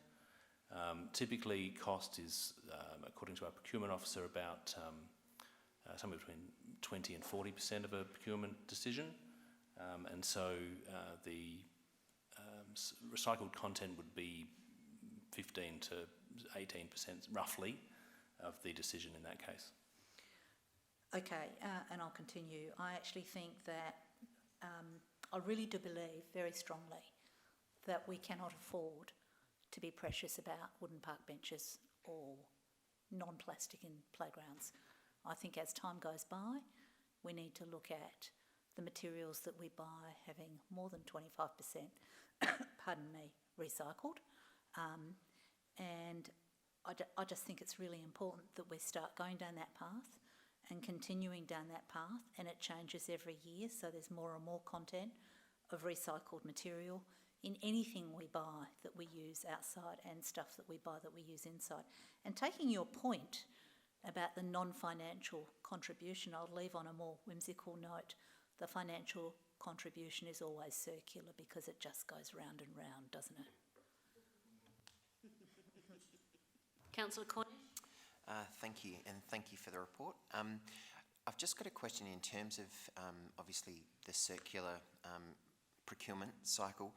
Do we have enough industries here in South Australia to actually take the recycled raw material, turn them into a usable or viable product for us, to us actually to buy back? Or does more work in South Australia need to actually occur, more innovation, more creativity, to actually establish these industries so that we can actually utilise the recycled material in a better way, in a more sustainable way?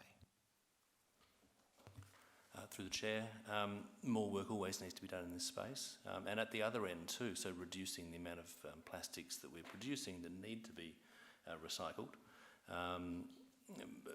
But part of the idea of this project is to send a strong signal to markets that councils are interested in buying recycled products, so they can make decisions based on that to either move into this space or to increase their production in this space.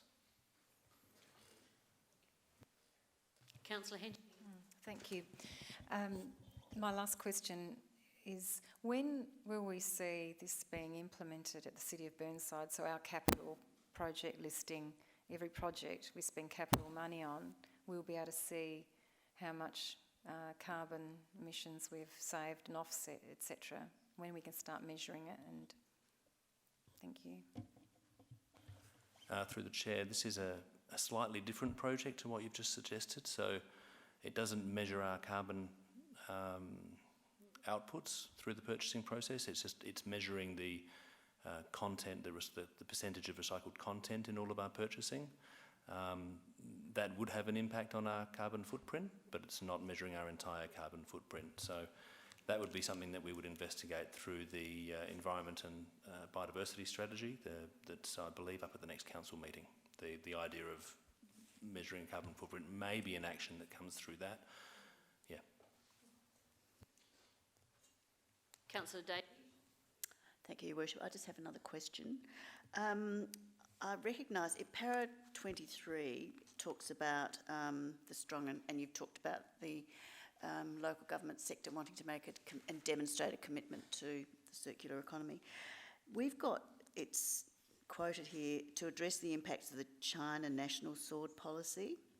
Do we have to keep quoting that in our reports? I mean, the reason I'm asking that is, I think I'd like to see us move on from talking about China's sword policy all the time and talk about, actually focus on our commitment to recycling and waste reduction and all of that sort of thing.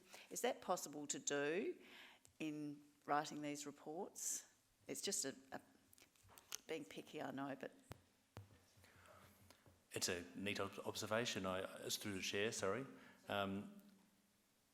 It is something that's on the forefront of the minds of people in the waste industry, because it has been a large shift over the last year and a half or so, and China Sword really was the impetus for other countries to do the same. So I think it's in the forefront of minds of the people who are working in this area. You're right, though, that we are moving forward, and Norma, where our recycled content goes, our curbside recycling goes, are now sending all of the, or just almost all of the content, recycled materials they pick up to onshore processors, and have made a commitment to do all of it by sometime in the next year or so. So we certainly are moving forward with that approach. Councillor Jones? I just got a question on how much money a year we actually spend on stuff. Because if you think we spend 50 million a year, half of that must be on our own staff costs. Then a lot of that is on services. So I'm just wondering how much actual physical things we buy every year. Through the chair, I have absolutely no idea off the top of my head, I'm afraid. It's not something I've... Right. So, because, I mean, I like wooden park benches as much as the next person, but I cannot believe that buying plastic park benches is going to solve the waste crisis in Australia unless we cover the entire surface of Burnside in plastic park benches.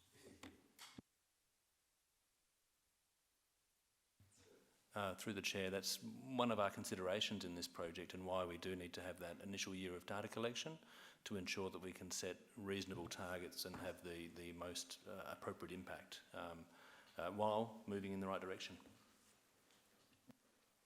Councillor Henschke, you have a question? Oh yes, well on that note, what is it that we spend the most money on, and so therefore if we focused on that, maybe this will change that decision? Do we spend a lot of money on concrete or bitumen or... Through the chair, I will have to take that on notice. The total material spend is around 20 million, but that of course covers services, contractors, consultants, goods and services. So the exact breakdown, I can certainly circulate that via InfoDoc to the elected members. Thank you. Right, I have no other names on here, so Councillor Davey, back to you. Thank you. I'm just happy to support the motion and recommendations and hope you all will too. Thank you. Those in favour?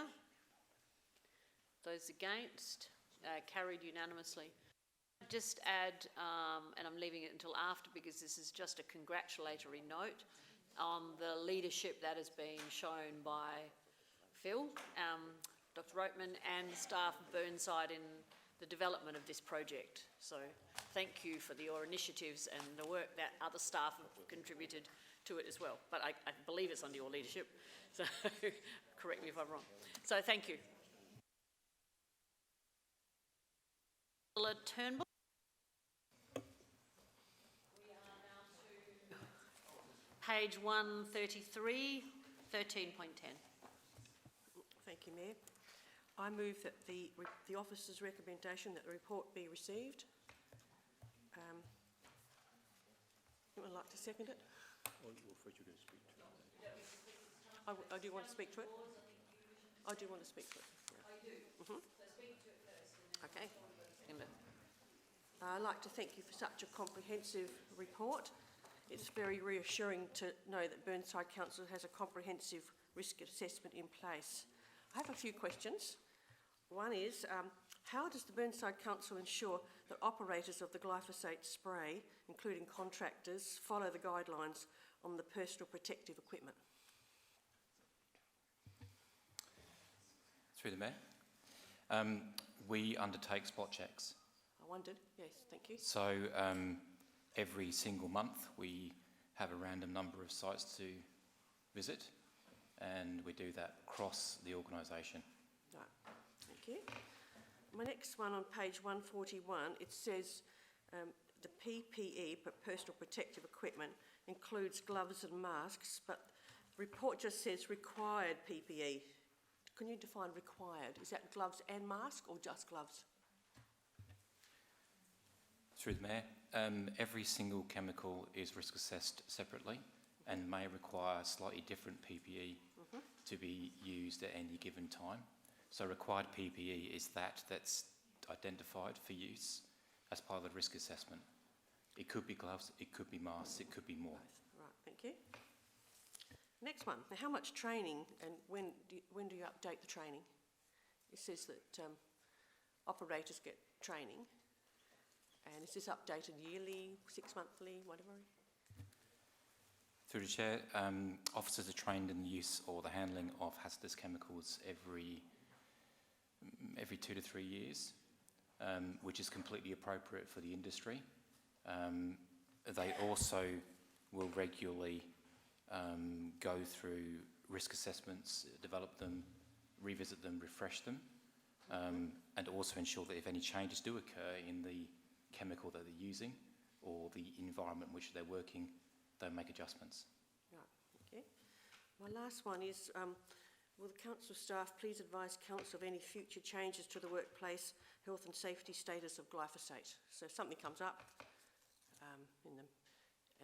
there may be somebody suing somebody, or things getting quite bad with this glyphosate, you will let us know straight away. Through the Mayor, we can endeavour to do so. I would suggest that given the immediate coverage of glyphosate, you're going to know before we've advised you of anything that happens out there in the world in relation to this chemical. So we can endeavour to do so. We can certainly do it from our perspective. So if anything happens that starts to change the way in which we handle it, the way in which we use it and the way we deal with it, we can let you know. And just one statement on page 137, number 24, that exposure to glyphosate does not cause cancer is in the report. Could it be better phrased that there is no evidence that glyphosate is carcinogenic? Because as with much of science, new evidence may cause safety ratings to change. Just a rewording. Through the Mayor, that wording is taken directly from those bodies that administer the labelling and the acceptance of those chemicals. So that's not our wording. That's taken from the Australian... Medical and veterinary? That's the one. Yes. Yes. Okay, good. That's all my questions. Thank you. Thanks for a terrific report. Councillor Dawes.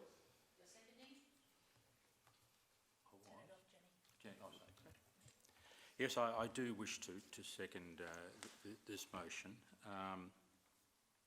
I'm glad that Councillor Turnbull raised all those issues on protection, and I'm glad that Alan responded in the way that he did. I think we all believe that over the next short while, glyphosate will be banned somewhere in Australia. It seems there's no viable alternative for what you've written down. Didn't realise there's so many chemicals we use to get rid of weeds, and I know it depends on where they are. We're on the hills face and broadleaf and so forth. So I've learnt a lot about chemicals, but there is community concern about this chemical, and I do understand that alternatives are very labour intensive and don't undertake the same degree of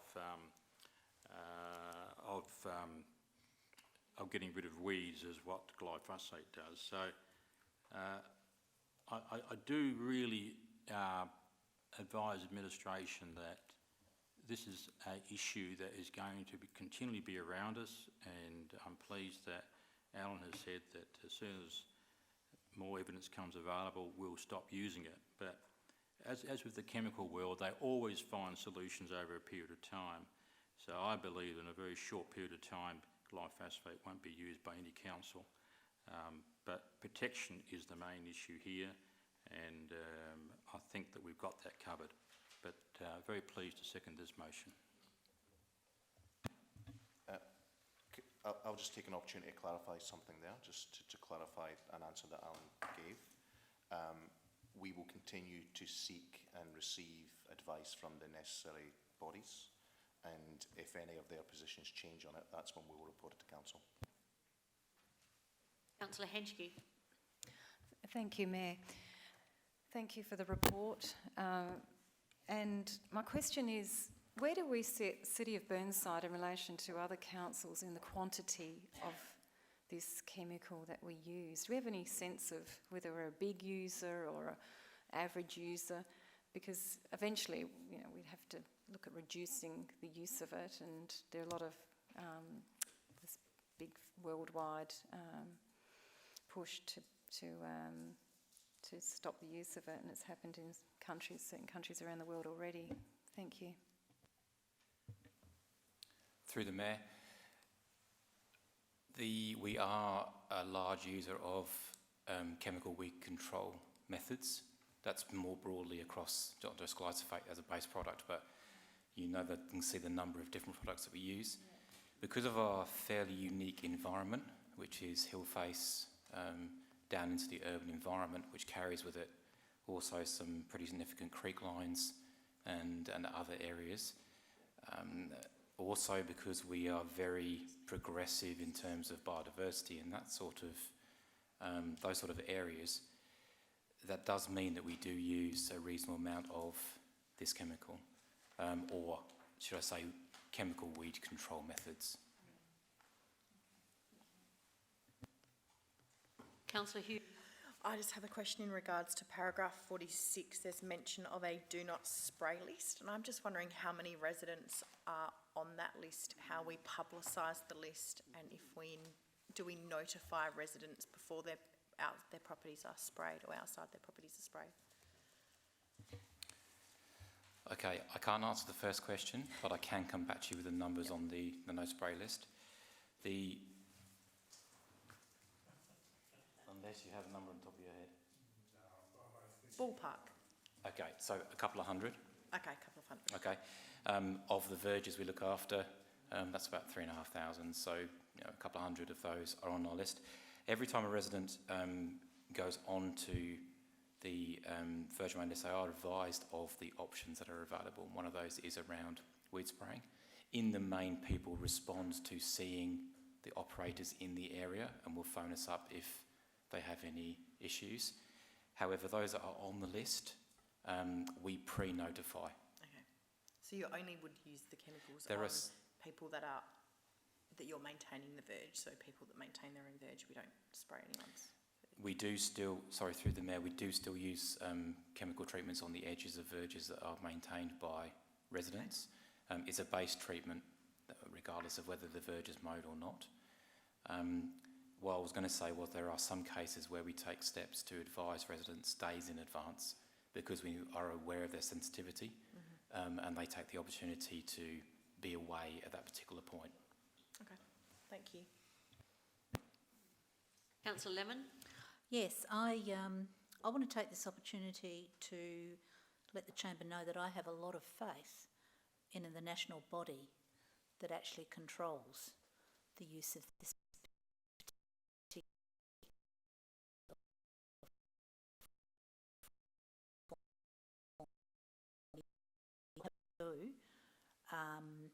regarding this, in spite of the fact that there is hysteria in other parts of the world that may or may not be connected to the product itself and may or may not be part of a litigant society that can be successful in some issues. I think we need to be very careful not to be hysterical about the sorts of things that happen in other parts of the world and actually translating that to our patch of Burnside. When you really look at this, whilst nobody wants to use poison, none of us want to use poison, but if we need to control our weeds, this is the best one that we can possibly use, because this is actually not one that sterilises or hurts the soil for any length of time. This actually deals with the plant, kills the plant, and whilst you might get spray over and your roses might look a little odd and misshapen when you get the spray over, it is the plant that suffers, not the soil, not the people that walk on the soil, not the people that sit in the soil. It's the plant, the one that we want to get rid of. The alternative to this chemical is stuff that sits in the ground for a long time, and in the past it was stuff like DDT and Agent Orange.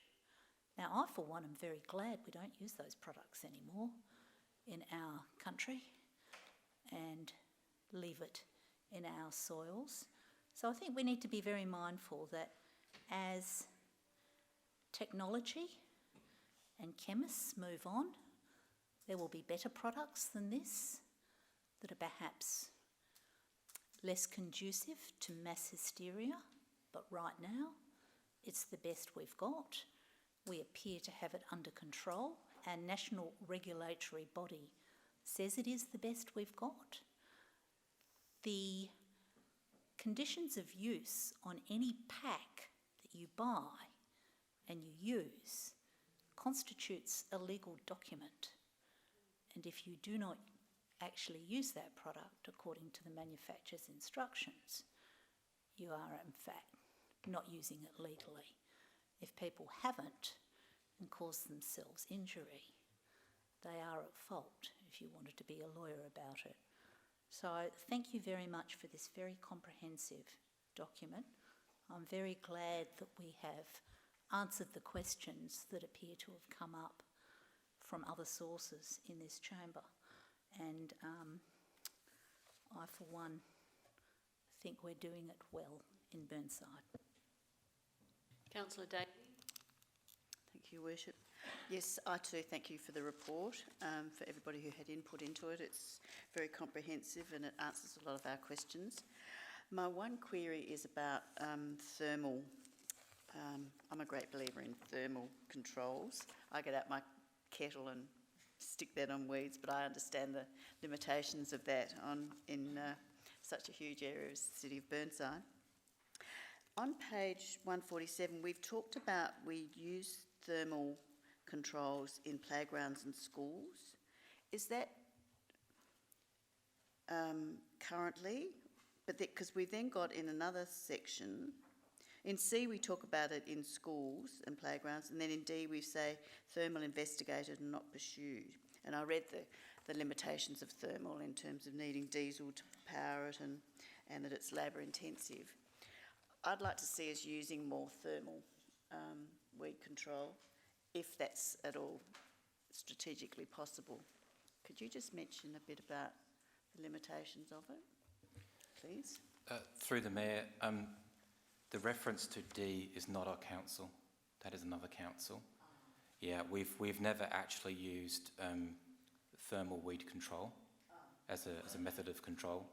We've taken advice from, and this report has been gathered from a number of different councils who have been extremely helpful in gathering information and giving us also their views on how these different methods have worked out. So the council that is D is still using, the council that is C is still using it in playgrounds and schools. D, they did trial it and found that it wasn't effective for what they needed it to do. As far as limitations go, it's not limited. It's more about the effort that's required to do the same level of work that a chemical-based weed control would do. And the residual effects of steam is that it adds moisture to the soil. So it's in one of these situations that you end up doing more work over a period of time because you're actually giving moisture back to the ground. And if those weeds are present, they will regerminate and come back again faster than they would if they were under chemical weed control.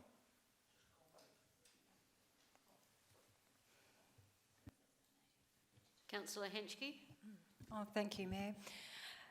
Thank you for reviewing this chemical use so thoroughly. And I was thinking, aerosols are the issue. Spraying with this chemical, and you get an aerosol and it blows away if it's a windy day. And you manage that. You say there in section 44 that you only spray when the conditions and weather conditions are right.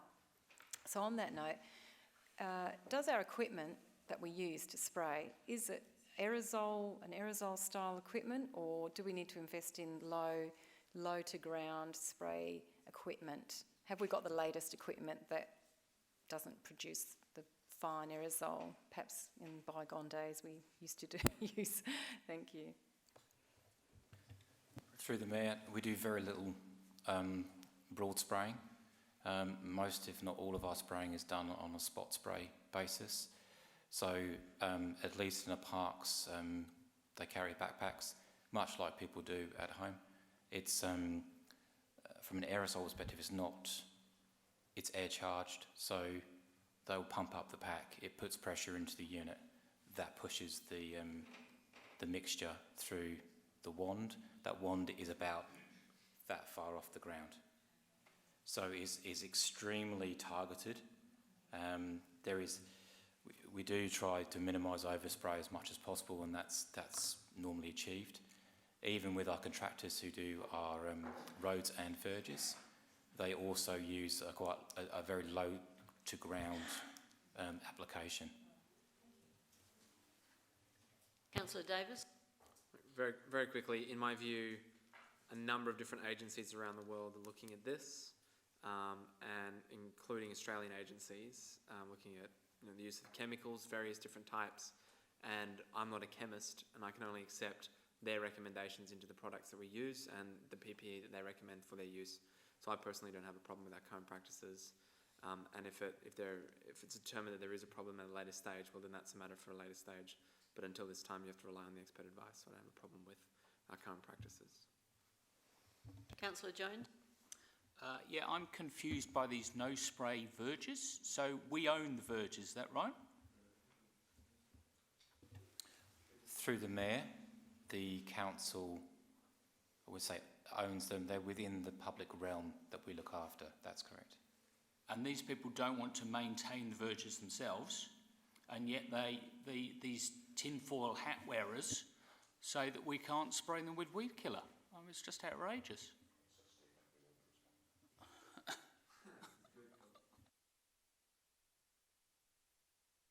On the screen, so I'm happy to go back to Councillor Turnbull. Sorry, you suddenly... Sorry, I do feel that Councillor Jones should be called on making reference to Burnside residents in such a dismissive manner. I think it was in the report to say that it doesn't necessarily mean I don't look after my verge if I don't want it sprayed. So I think that should be called on it. Good point. Yeah.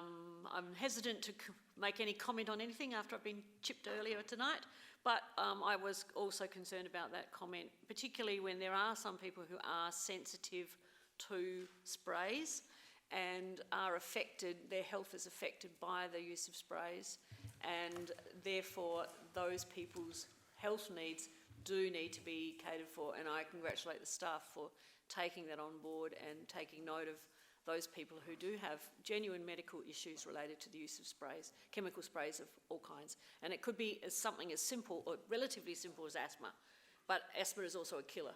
So we do have to be very careful with our residents in relation to that.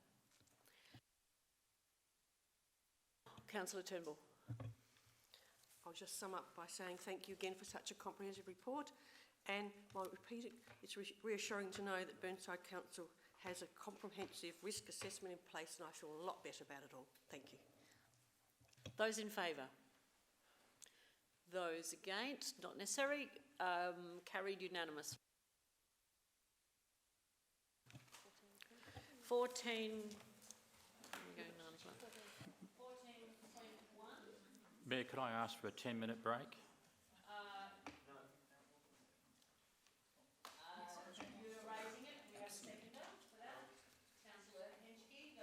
Sorry, those in favour of having a 10-minute break?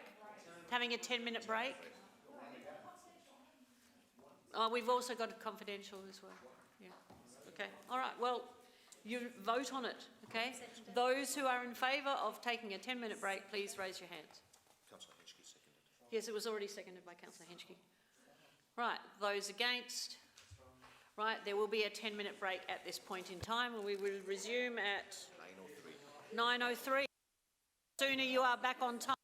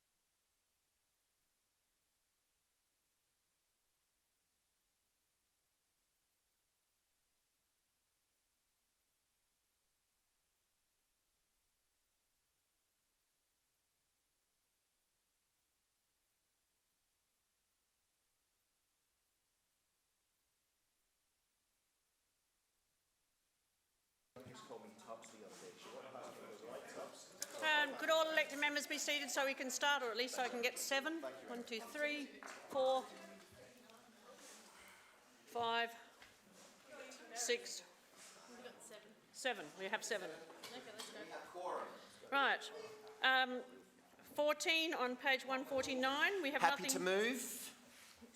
for Eastern Health Authority. Yes, 14.2. Oh. No, we just had a break. Do we have to move into executive session? We don't have to do it. We don't normally have to break. Otherwise, you can't move because we're not in session. As you will. Keep going. Yeah, I think we normally do. Apparently, we normally do. So, Councillor Piggott, you're going to move to go back into normal session? It's not why I pressed it, but I'm happy to. Just because your screen, no, you're on the screen, so it makes it easier. Yep. Councillor Cornish, seconding. Thank you. Those on favour? Carried.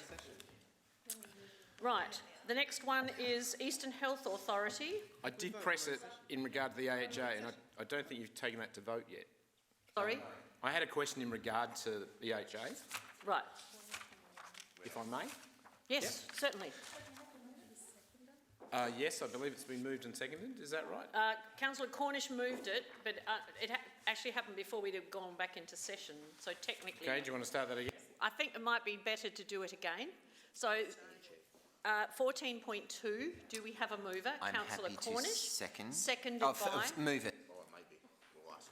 Seconded by Councillor Davis. All right. And you don't wish to speak, Councillor Cornish? All right. So now Councillor Piggott. It was just a question in regard to the long-term financial plan, which is referenced in the minutes there as 2014 to 2024. And it appears EHA runs a sort of, does it then and doesn't really keep moving it 10 years on. And I just wondered whether administration could explain why that is. That seems out of line with what everybody else does. Isn't it? Like to elaborate. Or perhaps I've misunderstood.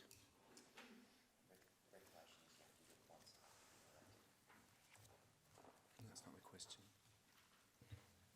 Through the chair, that is correct. So EHA don't actually submit an annual long-term financial plan for us, for themselves, to us.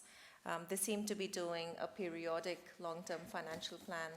There is an item on the agenda later on today that will go into that a little bit in detail or raise some questions around that. It does. But that has been their practice of since I've been here, that I know of. So the practice is they actually revisit it every year, albeit that only the rest of the period through to 2024, given that 2014 to 2018 has been and gone. Through the chair, as far as I'm aware, I don't actually think they revisit it every year, only because the numbers don't line up to adopted budgets, for example. They might be looking at assumptions, and as long as the assumptions are correct, they might be just sticking to the long-term plan. I'm not entirely sure what the philosophy is or why they don't update their long-term plan every year in terms of all the numbers. Is there anyone else who does that, of our subsidiaries?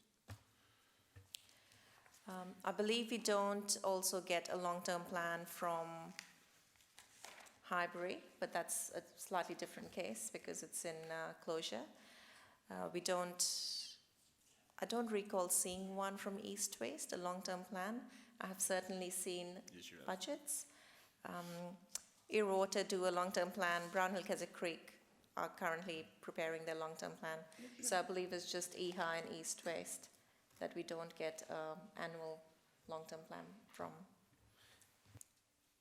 Although it appears from the minutes there is an acceptance of a long-term financial plan, my question is really that it's 2014 to 2024 as opposed to 2019 to 2028, which is what, I mean, perhaps if I just speak to it. It's not a big deal. I was just curious, and it you know, come up in other areas. East West does a long-term financial plan, and it is each year revisited for the next 10 years in the same way as we do as City of Burnside. So I just thought that was, and yeah, I just thought that was just seeking clarification of why they did that. But that's fine. Thanks. That's all I wanted to do. I haven't quite achieved it, but that's all I was attempting to do.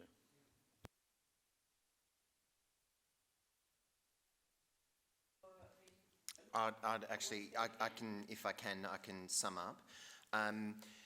So those questions were raised at the Audit Committee, and in fact I provided a hyperlink to the City of Burnside's stellar long-term financial plan as guidance to EHA. The advice that we received from the accountants, the external advisors in the room, were that the long-term financial plan only needs to be updated once after every election cycle, and that's the regulation apparently.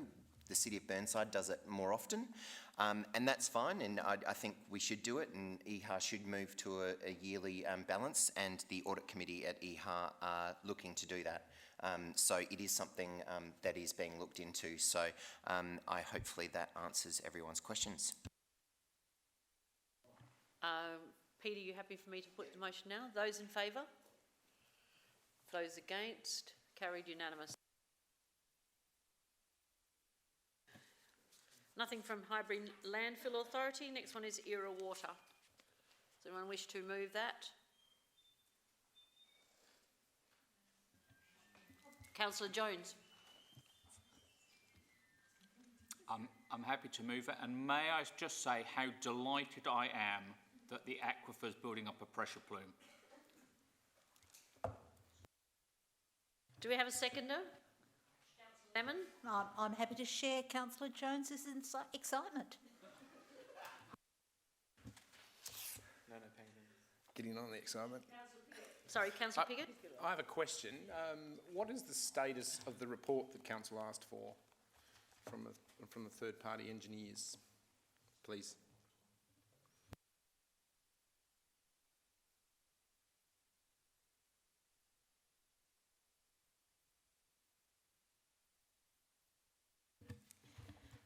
Through the Mayor, we did commission Tonkin to undertake the piece of work for the Era Water technical review. They were given a host of documents, I believe around 124 documents, starting right from the conception of the project. They have provided us with a draft report, an initial report, and highlighted that there is still some information that they are missing in terms of design, scope, etc. And our next step would now be to potentially go back to Era Water and ask for additional documentation so that they can complete their review. They have raised a few matters, I suppose, so where we could look into further, but I think from completeness perspective, it would make sense for them to go back, review all the remaining documents that they did not receive the first time, and we can present a report to Council, hopefully at the second meeting in October, which attaches the report, and Council can then determine a way forward with the second part of the project. Councillor Henschke. Thank you, Mayor. I note on page, I think it's 168 or something, or anyway, it's 4.1.2, there's discussion there about underperforming biofilters, and a bypass is being estimated there. And also there was discussion in the report about optimisation of the scheme, and it just sounded like the biofilters weren't performing as designed, and really are they giving us value for money? We've spent a lot of money on these biofilters, and now this report's talking about abandoning them pretty much and installing something else. So I'm just concerned, it sounds like it's going to be a request for more capital. Have they requested further capital be expended on this project? Through the Chair, not that I'm aware of at this stage, no. At this point in time, would you be willing to make a comment on this, Councillor Hughes? Thank you. Thank you. So my understanding, and I guess I've only sat on my first board meeting, but there will be a report put to the board around potential system optimisations, and some of those optimisations include things such as bypasses because there are some components of the treatment system where they're getting good treatment through certain components, which means that they could bypass and allow greater flow throughout the system, so we may actually be able to inject and harvest more water. So they're just looking at perhaps some tweaks to the system, I guess, as a board, whether we approve spending additional costs to undertake that optimisation will be a decision made by the board. I'll go. Councillor Davies next. Oh, thank you. I just had a question in regards to the pond leak, the Felixstowe wetlands. Sorry, I'll put my glasses on. And whether that was fixed, those repairs fixed the problem in late August, if anyone knows. Yes. Councillor Hughes, may I defer to you again? So you can, but I'm not on the. We should put these on. I'm not in the order. Can I go and sit next to? No, these Karishma questions then, or should be put on notice to someone who's qualified to answer them. If nobody here is able, then we should. Excuse me, but I'm working from directions from the CEO at this point in time, not you, councillor. I'm making a comment. Excuse me? Finish. I've just been informed by Councillor Hughes that it has been fixed. Thank you. Oh, a question of Karishma. I may have it wrong, but I said that Norwood Paynham is going to undertake the Era Waters accounting work. Was that done by Burnside in the past? No. Through the chair, Burnside used to do it a couple of years ago, and what we did decide is the best optimum way to do the accounts for Era Water, similar to all other subsidiaries, was to do it independently. It was outsourced to an independent finance company who's currently doing it now. So Norwood does not do the accounts. Okay. But I believe they are investigating, looking at Norwood taking it on, I believe, as a contribution towards Era Water. Thank you. I was going to ask some questions of Councillor Hughes later, but this one might be for Alan. The Burnside Reserve connection on page 163, this is the operations report. There was a concern there. Has that been fixed now, or is that going to be an ongoing issue? It's the second paragraph. I'm just trying to find it Through the myself. Mayor, if you could give me the paragraph reference number, I'll be able to get to it. So what number is next to the paragraph, Councillor? So was that? On the document, what's the number? It's paragraph reference number. I think it's on the operations report, page 163.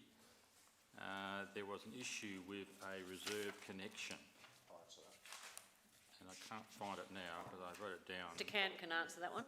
Oh, thank you. You are talking about the engagement of a contractor? Is that what it is? It might have been that, yes. That's correct. That's been resolved. The City of Burnside have had a few questions that needed to be resolved before that we gave the response to that. We still have a number of questions that we need to get on top of to be resolved, and there are a couple of meetings happening between the administrative staff of City of Burnside and also that of Era Water, just to resolve a couple of those things, but the mention of that within that operations report is now resolved. So the other one you're mentioning there, Barry, was we were disputing readings, I think, was another one. We were disputing readings of what we've been using. Is that what you're saying as well? That those things had to be resolved at this moment? That's correct. We actually have a meeting tomorrow morning with respect to that, so it's probably a little bit too early to respond to that. But we are working through some of those concerns that we have, and we're sure we'll get a resolution. Okay. I'll keep my other questions for Councillor Hughes later. Councillor Henschke, another question? Oh, thank you, Mayor. Yeah, can I just point out, if these questions do become at a point that Councillor Hughes feels that she's not willing or able to answer them, then we will take them on notice and discuss that with the CEO. So because technically it's not appropriate for her to continue Correct. to talk. Okay. So if there's any of the board member, it will have to be taken on notice, All right. and she'll Okay. respond separately. Fine. Okay. So anything related to that would have to go to a board member can't be answered any further by you tonight. Okay. Councillor Henschke. Oh, thank you, Mayor. Karishma, you know the capital and operating expenses, story. There's a whole list of things here that ERA Water have been having to spend money on sort of key maintenance and operation activities. I'm wondering, is there any capital in there that we, for example, even the in-kind contribution from Warbridge and Gilbert of $10,000 because they thought they'd help us out with the bypass. I just thought, is that all regular? Thanks. Through the chair, we don't actually have visibility on what they're capitalising item by item or what they are expensing. They do have their own external auditors as well as their audit committee. So I imagine the auditors would be going through that as they do with us every time we capitalise anything, just ensuring that that is capital in nature, not operating, and that they are expensing or capitalising appropriately. But we in Burnside, we don't go through their accounts and verify that ourselves. We just rely on the audited results.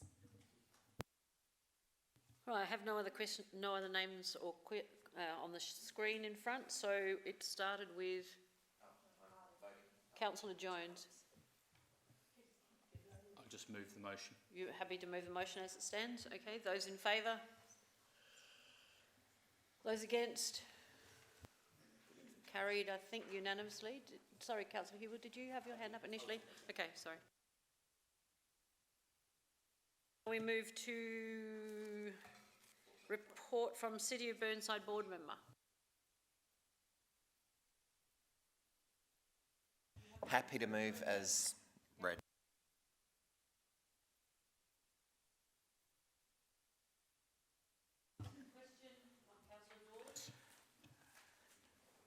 Look, I am looking forward to seeing this independent report.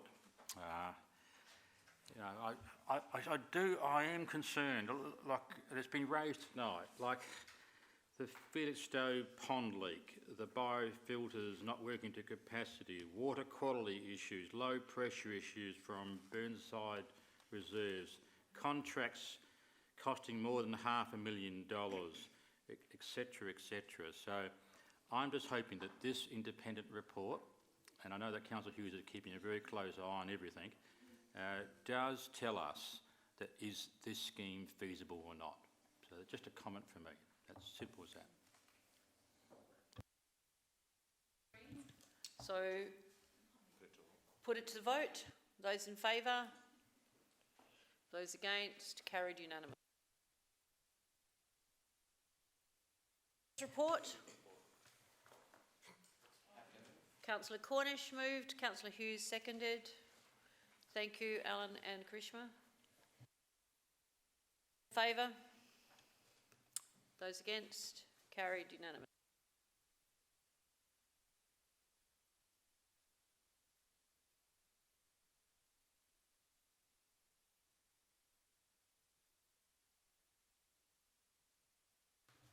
Anyone have any other business? Right.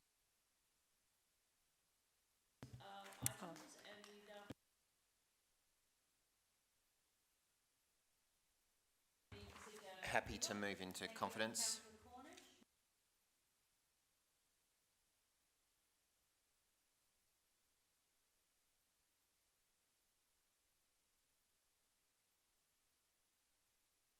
Put the motion, sorry. Those in favour? Those against? Carried unanimously. No. Oh, sorry, you're against? I wasn't sure of the timing. Sorry, Councillor Lemon. Okay. So not carried unanimously.